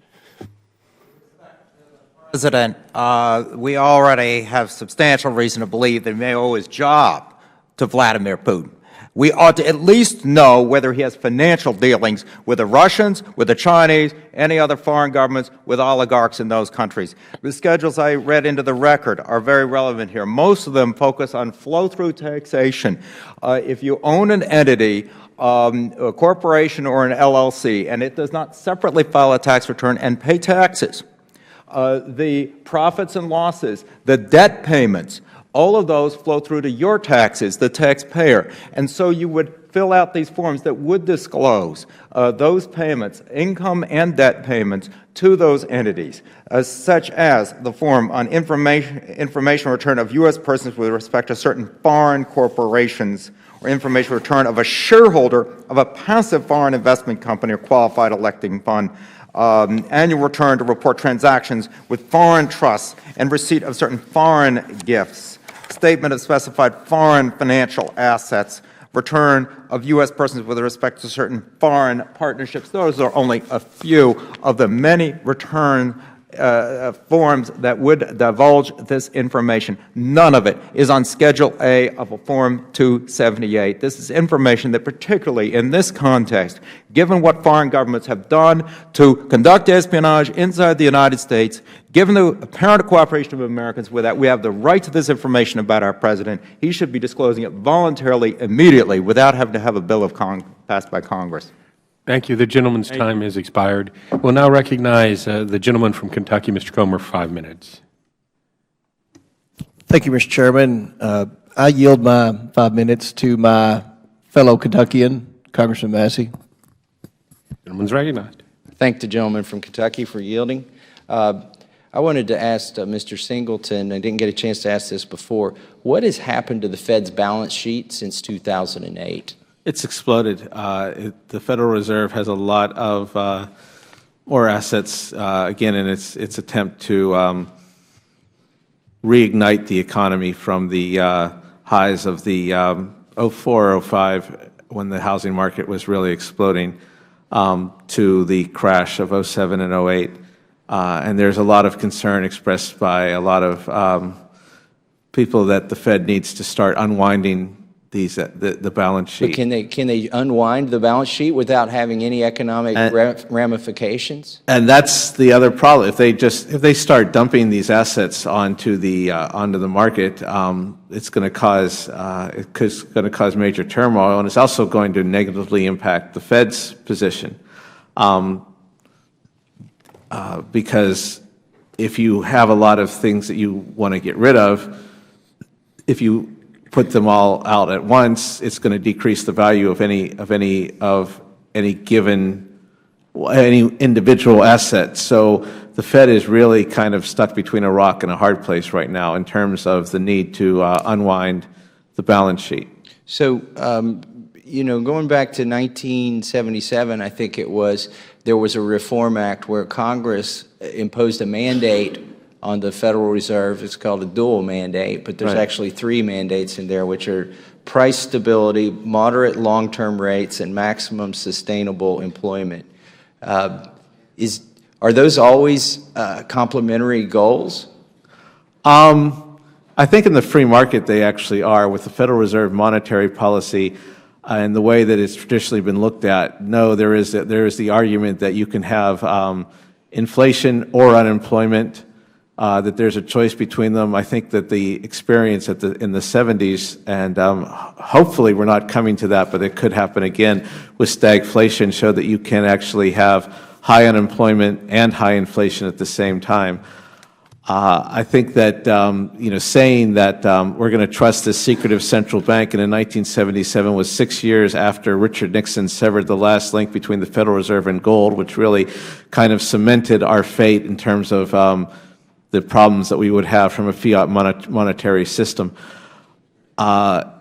Is that the idea that the Fed can just somehow pinpoint the exact right interest rates, the exact right level of inflation that will lead to the exact right level of unemployment, where you won't have long-term unemployment, you'll just have the regular unemployment you have as people change jobs, retire, et cetera, is wrong. I mean, we hear a lot about Russia today at this hearing from critics of the current administration, but one thing I think we need to consider looking at Russia is didn't their experience in the last century teach us that central planning doesn't work? And if it's central planning didn't work for Soviet Union agriculture, what makes you think that it's going to work for American and the world monetary policy system? Probably, it doesn't seem like it is working for us, at least not in the last several decades. Mr. Painter, in the time I have remaining, you expressed some reservations about this particular bill, but you were somewhat supportive of auditing the Federal Reserve more fully. Can you expand on that?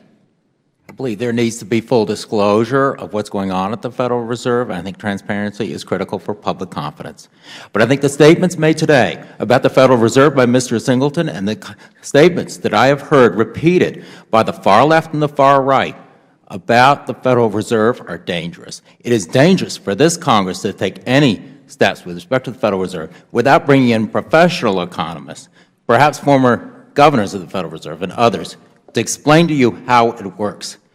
This is a situation where if we equate the Federal Reserve with Soviet Russia and we proceed to make policy in that way, we are exposing our economy to potential collapse. And that's a very dangerous situation. What level of what areas of transparency do they not now have that you would support providing?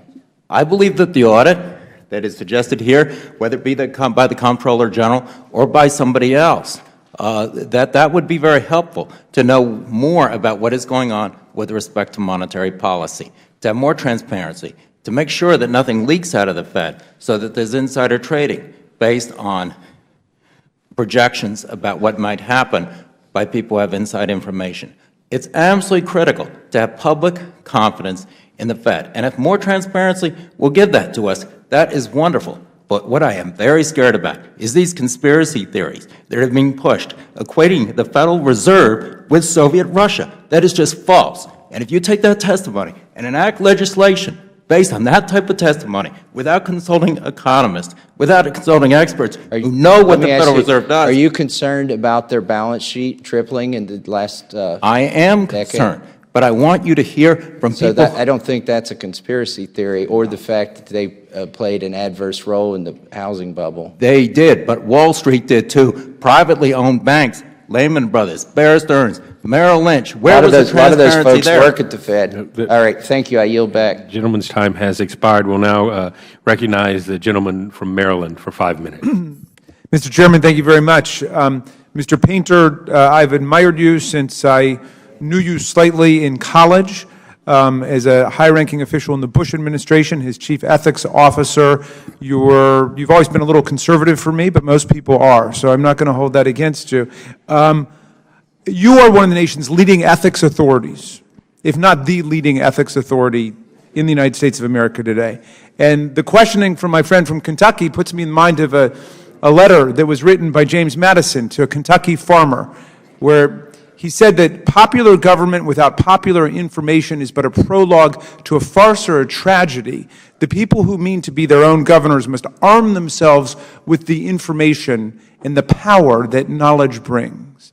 So I want to ask you about the emoluments clause, which prevents the President and all of us from collecting payments from foreign governments, princes, kings, and foreign offices and states.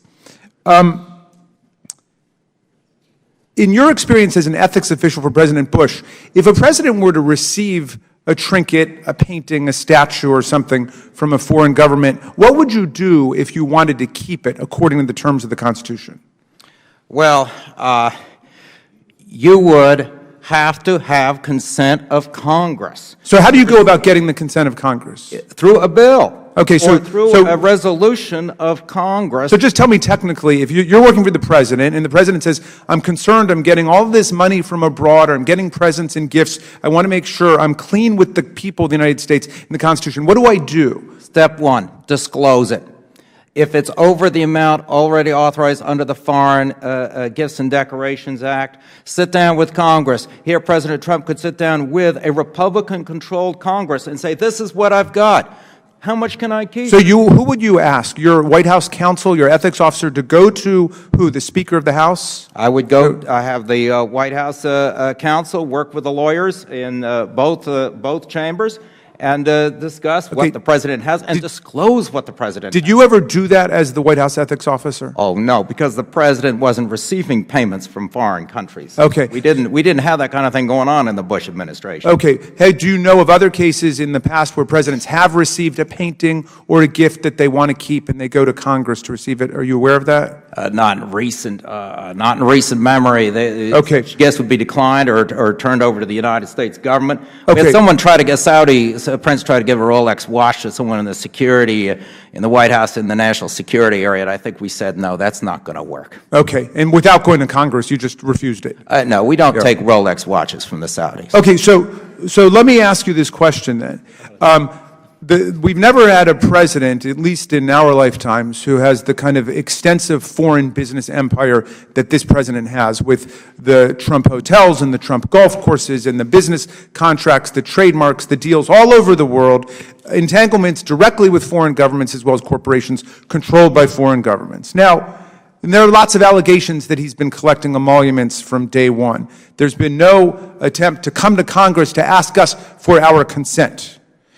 Now, the question is, if he had to disclose his tax returns and they divulged a relationship with a foreign government that suggested emoluments were taking place, we would be able to act affirmatively. But this president, the first president in modern memory not to disclose his tax returns, hasn't given us that information, so we don't know. Do you think that we need to legislate as the U.S. Congress to compel the President of the United States to turn over his tax returns? I think you may have to, because this president will not turn them over. But what this committee should also do is use its subpoena power with respect to the Trump Organization and every one of those entities listed on Schedule A of his 278 to find out what money is going into those entities from foreign governments, with a focus first and foremost on the foreign government that has conducted known espionage inside the United States. And that could be done by using the subpoena power with the support. What are some of the entities you're talking about? Any of the corporate entities that are owned by the president. There are hundreds of them. They're listed on Form 278 Schedule A. They own everything from trademarks to licensing arrangements to buildings. With the buildings, we don't know where the debt's coming from. Gotcha. Let me pause you there just because I'm running out of time.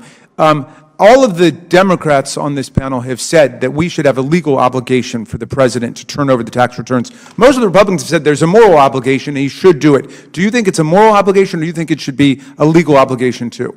I think it's a moral obligation right now. You should make it a legal obligation by passing this bill. And as I say, this committee should subpoena all of the relevant information. The Intelligence Committee should be subpoenaing the relevant information from the Trump business entities even before that bill passes. This is absolutely critical that we get this information. And I think it's unfortunate this is a Democrat-Republican issue. You open up by saying that I was more conservative than you are. I guess I am. I still believe in sound money. I guess the Republicans are walking away from that stance. And I believe in open government disclosure, and that includes the President's tax returns. And I think those are conservative principles, and everybody needs to stand up for open government from the very top on down. That's what these bills, that's what they're about, and that includes the President. Thank you very much for your testimony, and I will yield back, Mr. Chairman. Thank you for your Thank you. The gentleman's time has expired. I will now recognize myself for 5 minutes, and we're going to shift gears a little bit. And in the spirit of this hearing, in full disclosure, the Open Data Act that I'm going to ask some questions about is actually legislation Representative Derek Kilmer and I are authoring and will be reintroducing later on in this Congress. And as I'm sure you've heard, it's the legislation that basically by default makes government information public. We want it out in an open source, easily accessible, machine-readable format. You know, Americans' tax dollars went to create this data. The American people ought to have easy access to this data. And with the state of innovation going on in the tech community and actually all throughout the world today, we have no idea what information we'll be able to glean out of this, how the government might be able to save money, what new inventions might be coming, what scientific advances may happen. But I do want to be open-minded on this and ask an open question to the entire panel. Do you guys see any problems with this bill or anything that needs to be added to it to make it better? And we'll I tell you what, since I'm sure Mr. Hollister has the longest answer to this, we'll go in the other direction and start with Mr. Painter. It's a very sound bill. Yes, there are things I'd like to add to it. I would like the White House visitors log, including, as I say, Jackson Place, what's going on over there, the federal agencies. We ought to know who's going in and out of the federal agencies and lobbying. When the campaign contributors are making their pitch, there ought to be a lot more information about those types of contacts and also members of Congress. There's a health care bill that's going to be voted on later today. There are a lot of people in my district, the 2nd in Minnesota, who feel strongly that that bill isn't going to give them anything other than take away their health insurance. We'd at least like to know who is talking to our Congressman, Jason Lewis, about that bill. So I'm sure that members of your districts would like to know who's coming in and out and talking about that health care bill that's going to have such a dramatic impact on their lives. So I think there ought to be more disclosure about what's going on in government that I extend over to Congress as well as to the executive branch, but this bill is an excellent start. Great. Mr. Fitton. Oh, I could have come up with all sorts of amendments along the lines as Mr. Painter suggested, but I don't have any comments specifically on the initial All right. bill, which And seems listen, if fine. y'all want to submit those in writing at some point, I certainly would be open to hearing what they are. Thank you. Mr. Bernardi? I'm sorry, I mispronounced your name. Could you? Burlaw. Everybody does. Burlaw.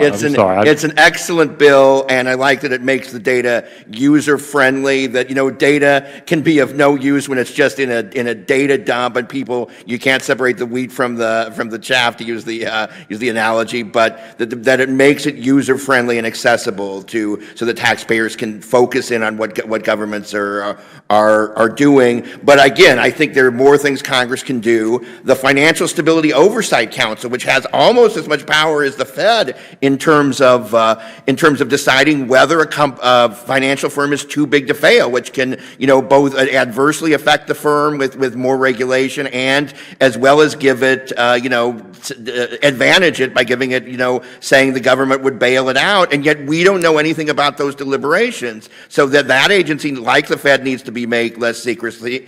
And we need to investigate why in the world there was executive privilege claimed with regard to going beyond FOIA, an actual lawsuit in the discovery process in Fannie Mae. So those other abuses, as far as secrecy, need to be addressed. I don't want to run out of time. I want to give everybody a chance. Mr. Singleton? From what I know of the bill, I don't have any problems with it. As a former congressional staffer, I do think that there might be some concerns with making information about congressional schedules and particularly what constituents they meet with, contrary to, I'm going to call it a conspiracy theory that Mr. Painter seemed to be painting here. Not everyone that you meet with in Congress is some evil lobbyist that's going to line your pockets. A lot of time it is average citizens exercising their First Amendment rights to petition their government, and I don't know if we need to violate the confidentiality of their meetings in order to have a more transparent government. Thank you very much, Mr. Hollister. Mr. Farenthold, I think your bill is wise because it makes a distinction between operations and deliberations. If we were to mandate that the Jackson Place logs be made public, as Mr. Painter is recommending, wouldn't everybody just move across the street to Pete's Coffee? By making that distinction, which is what the FOIA makes, we focus on the decisions and the operations of the federal government, and that's where you'll find the really valuable transparency. Mr. Berlau talked about transparency of the Financial Stability Oversight Council. Well, separately, the Financial Transparency Act, which we thank you for co-sponsoring, would require the agencies of the Financial Stability Oversight Council, specifically by amending their statutes, to adopt standardized data formats for all the things that they do. Sometimes there's a need to focus in on a particular area like financial regulation, which is what that bill does. But I have no changes to recommend for the Open Government Data Act because it sets that foundation. Thank you very much. I see my time has expired. We'll now recognize the gentleman from California for 5 minutes. Thank you, Mr. Chairman. And I want to thank all of the witnesses, but I really want to focus on Mr. Painter. You are in a very unique position, both from your business background and your public service, I think, and also, obviously, as other witnesses or other members have stated, your service in the Republican administration of George W. Bush. So, in my understanding, the Ethics in Government Act in 1978, that was passed in a bipartisan effort. 1988, significant amendments. Those were done with bipartisan efforts. Is that your understanding? Absolutely. And they came out of the consequences and the tribulation of Watergate, correct? Absolutely. Yes. So to me, this shouldn't be a partisan issue, and I try to tell people who, when I bring this up in the district, that if Mr. Trump decided to be a liberal Democrat tomorrow, which I think is conceivable given his history, that I would feel the same way as you do, that this is much more important than Republican or Democrat. So getting to that point, as you have said, the history of the act in good faith, going consistent with the act, but not legally prescribed for the act. Since President Ford, every president has submitted his tax returns. And every president, well, President Carter, Reagan, H.W. Bush, Bill Clinton, George W. Bush, Barack Obama have all put their assets in a blind trust, correct? Yes, they put some of the assets in blind trust. Other assets have been conflict-free assets, mutual funds, bank accounts, Treasury securities, and other conflict-free assets. So from my understanding, at a press conference that President Trump did before he got inaugurated with his attorney, who I think background is real estate attorney, they made the argument, and I'm not a lawyer, that this was a unique situation. To put it in a blind trust would not be possible for him because of the nature of his international involvement. So would you respond to that? Is there anything in the law that you've discovered that allows for a president or administration to say normal business practices should be different or handled differently? Well, the law applies to the president like it applies to everybody else. And the Emoluments Clause of the Constitution prohibits him or any entity that he owns from receiving payments and benefits from foreign governments. So that had to be dealt with as of January 20. I do not believe it was dealt with, and that's why Citizens for Responsibility and Ethics in Washington has filed a lawsuit up in New York to seek discovery as to what's going on with emoluments. There are other laws as well, bribery, gratuity statutes that could be triggered when the president owns businesses and his sons are running all over the world trying to cut deals with people with Secret Service in tow. There's a lot of risk for the president, and that's why I urge that he dispose of these businesses as soon as he was elected. He could have done that, and the notion that he can't sell these businesses, that he can't sell real estate and these companies. I mean, he's the author of the book, The Art of the Deal. He's got lawyers, New York lawyers working for him. I've never heard anybody up there in New York say, well, real estate isn't liquid. They're buying and selling it all the time and securitizing it, moving it out the door. So he could sell it, and that's what he should have done to avoid these conflicts. So following on my colleague from Maryland, who has more expertise in the legal aspects of this, but it's my understanding that President Washington asked permission from Congress to accept a gift of a painting that was alluded to. President Jackson, I think, came to Congress to ask for a gift of a medal. So how do we get to the point, first politically, to get us to feel in a partisan, given the history, a bipartisan way, that this should be separate from Republican or Democrat? And then secondarily, you're involved in a lawsuit without disclosing anything that you feel uncomfortable with disclosing. How would you force this discussion? Because every day this goes by, my assumption is, given due process and the assumption of innocence, but it certainly circumstantially looks at whether you're here in Washington, D.C. at the Trump Hotel, whether you're in Indonesia, or whether you're in New York or Azerbaijan, it certainly appears that he is accepting gifts under the Emolument Clause. So how do you get to a point in this environment, given the history both of the Ethics Act but the Constitution? What are the triggers, to follow up on my friend from Maryland, to get us to a conclusion here where we find out whether he's in violation or not, that he gives us his tax returns and we find out about these relationships? This committee should be subpoenaing the relevant information from the Trump Business Organization.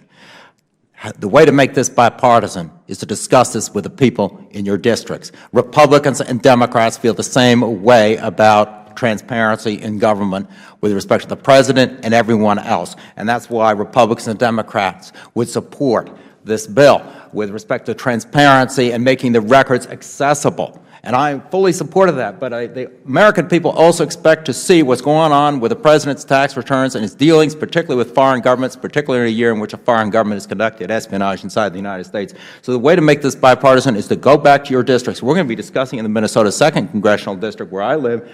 We're going to be discussing it all through our state.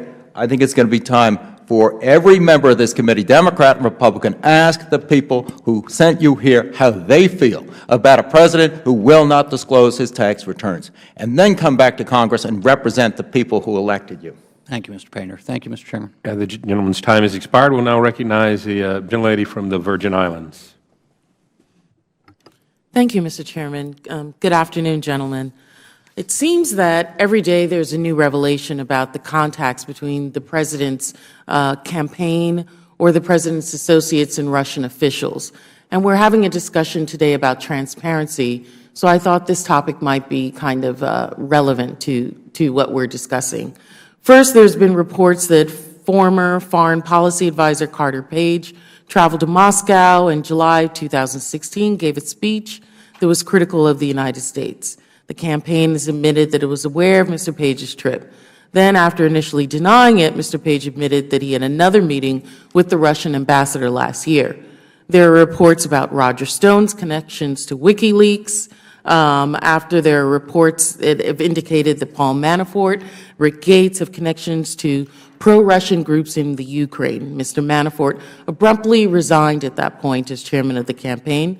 And just yesterday, the AP reported on a secret agreement between Paul Manafort and a Russian oligarch to receive millions of dollars to work for, quote, benefits of the Putin government. President Trump fired General Michael Flynn from his role as National Security Advisor after it was revealed that he secretly communicated with the Russian ambassador about U.S. sanctions and then lied about the communications to Vice President Pence and the public. And I tell you, it's very difficult for me to say the words that the individual lied, because that's a very strong characterizations, but in this case, there's nothing else that we can call it. Then there were reports about connections to Russian interests involving the President's son, Jared Kushner, his son, Donald Trump Jr., and J.D. Gordon, a foreign policy advisor. In fact, according to media reports, Donald Trump Jr. stated at a 2008 business conference that, quote, Russians make up a pretty disproportionate cross-section of a lot of our assets, end quote. It was revealed that Attorney General Sessions' claim under oath that, and I quote, I did not have communications with the Russians was demonstrably false, and the Attorney General then recused himself for an investigation into Russian interference in 2016 election. Never mind the nexus in terms of government and the Russians. We have been spending a lot of time talking about the President's tax returns, but we do know what assets he has. and the assets that are very, as this Donald Jr. said, a cross-section of assets with the Russian government or with Russian assets on the ground. Mr. Filton, is it Fitton? Fitton. Okay. We know that it's not appropriate to have a FOIA request about transition activities and what happens in the President's transition request.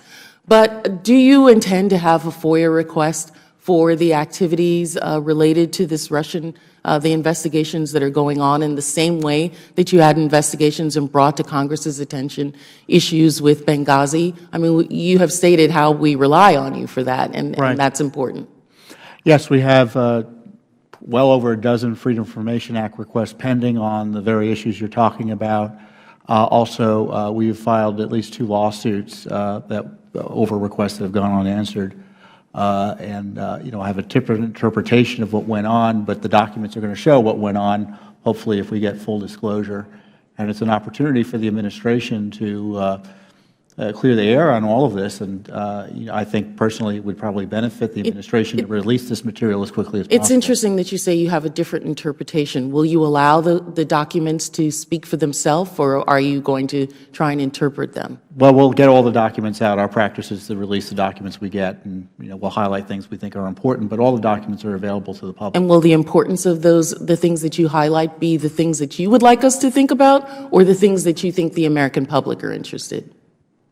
Because I see a line of your testimony seems to be geared towards a specific administration that you find more fault for than necessarily this upcoming one as well. Well, I think of the information we have for sure. We know that classified material was illegally leaked, presumably by the prior administration. That ought to be very concerning. It doesn't mean that everything the Trump transition did, either before or after the election, was appropriate, and there may be documents there that show it wasn't appropriate. And we've asked for the questions in a way that will get it all. Great. And what I'm concerned with, I'm concerned with, not so much as what happened before, but what's going to be going on in the next 3 years with his relationship to the Russian government, his assets, and the growth of his own interest and fortune, and his placement as President of the United States with the Russians and those assets. Are you concerned with that? I think it's an area of oversight, certainly. He's a president who has this massive business wealth and business assets, and people are going to want to ask questions. I think, unlike Mr. Painter, I think he's taken— Because we don't want him to grow his business on our backs. That's, I think, the concern. No one wants the president to abuse his office for personal gain. That's for sure. Thank you. Treason is an issue of oversight. The gentlelady's time has expired. We'll now recognize the gentlewoman from Florida. 5 minutes. Thank you so much, Mr. Chairman. Good afternoon to our witnesses. Thank you so much as well for being here. Mr. Painter, I'll start with you. In 2009, President Obama began releasing the logs that disclose who came to the White House for meetings, tours, or social events. This was widely viewed as an improvement to White House transparency. I believe you've already spoken about this one, but I'll ask you again. Do you agree that this widely improved White House transparency? I will concede that point. The Obama administration visitors' logs revealed a significant amount of information. Just recently, it was revealed that Secretary of State and former ExxonMobil CEO Rex Tillerson lobbied the Obama administration against sanctions for Russia. Should President Trump, and this is to you again, Mr. Painter, continue the practice of the Obama administration and release his visitor logs? Absolutely, and that release should extend to the executive branch agencies as well. We need more transparency with respect to who is coming and going, whether it's lobbyists, whether it's foreign nationals, whether it's people who are foreign agents. A lot of them apparently don't feel like registering under the Foreign Agents Registration Act. We need that information about who's coming and going from the top executive branch agencies, including the White House. The American people are entitled to that information. Thank you. Mr. Fitton, in August of 2009, Judicial Watch sued the Secret Service for access to White House visitors' logs that had been withheld in previous disclosures. You said, and I quote, "The courts have affirmed that these White House visitor records are subject to release under FOIA law. If the Obama administration is serious about transparency, they will agree to the release of these records under the Freedom of Information Act," unquote. Do you believe, Mr. Fitton, that President Trump and his administration should release their White House visitors' logs? We believe they should at least follow the voluntary disclosure of the Obama administration. Unfortunately, the appellate court here in the district ruled they're not FOIA records. We think that they should reinstitute the policy first changed by President Bush, continued by President Obama, to pretend they weren't government records subject to FOIA. And President Trump should stop that. That's fake law, in my view, to use a poor turn of phrase, and start following the law on FOIA. These are records maintained by the Department of Homeland Security, the Secret Service. Those are agencies under FOIA. And the idea that those records aren't subject to FOIA is, to me, at odds with the law, the way I would read it. The courts have read it differently, but the President can choose to follow the law here. We shouldn't rely on voluntary disclosures of that type of information in this circumstance. That's correct, because you said following the court's decision that President Obama, and I quote, "doesn't want people to know who's visiting him," and that he, quote, "took the ball from Bush and ran with it." You also testified earlier that the administration could make a policy change in Freddie and Fannie Mae if they wanted to. So I'm assuming you believe that the administration could make a change as it pertains to this as well. Now, I often jokingly say I'm waiting for the Trump administration to come to power, and they should enforce FOIA the way they're enforcing immigration law. Mr. Hollister, President Trump has not said whether he plans to continue President Obama's practice of disclosing visitor logs. The White House website for visitor access records currently includes no visitor's log. The website says, and I quote, "This page is being updated. It will post records of White House visitors on an ongoing basis once they become available." Do you agree that President Trump should disclose his visitor logs? Yes, ma'am, I do. I think the Trump White House should continue the practice that the Obama administration followed of releasing the visitor logs. As I mentioned in response to some earlier questions, though, I think we need to remember that these logs are going to be of limited usefulness. A lot of meetings take place in the coffee shops in the area, and you're never going to get all the deliberations. What's really important is to track what the government is doing, the decisions and the operations, and particularly the money. That's harder to hide, and you see the results there. Thank you. I yield back, Mr. Chair. Thank you very much. We'll now recognize the gentleman from Virginia, Mr. Connolly, for 5 minutes. Thank you, Mr. Chairman. Mr. Fitton, I was just listening to you talk about your passion for FOIA. Was Judicial Watch equally passionate about wanting to see the names of the energy executives with whom then Vice President Dick Cheney met with in the White House, which the White House refused to disclose, you will recall? Yes, we sued the Cheney Energy Task Force under the Federal Advisory Committee Act. We also had multiple lawsuits, I think, on the Freedom of Information Act on the Energy Task Force, and we took that issue all the way up to the Supreme Court. In fact, we sued the Bush administration twice as often as we did the Clinton administrations under the Freedom of Information Act. Good for you. By the way, on FOIA, I was in local government of Virginia, unbelievably strict FOIA requirements. I had like 5 working days to respond to any FOIA request. That's right. There are a few state legislatures subject to FOIA. But that's what I was going to say. You've got some work to do in the General Assembly in Richmond.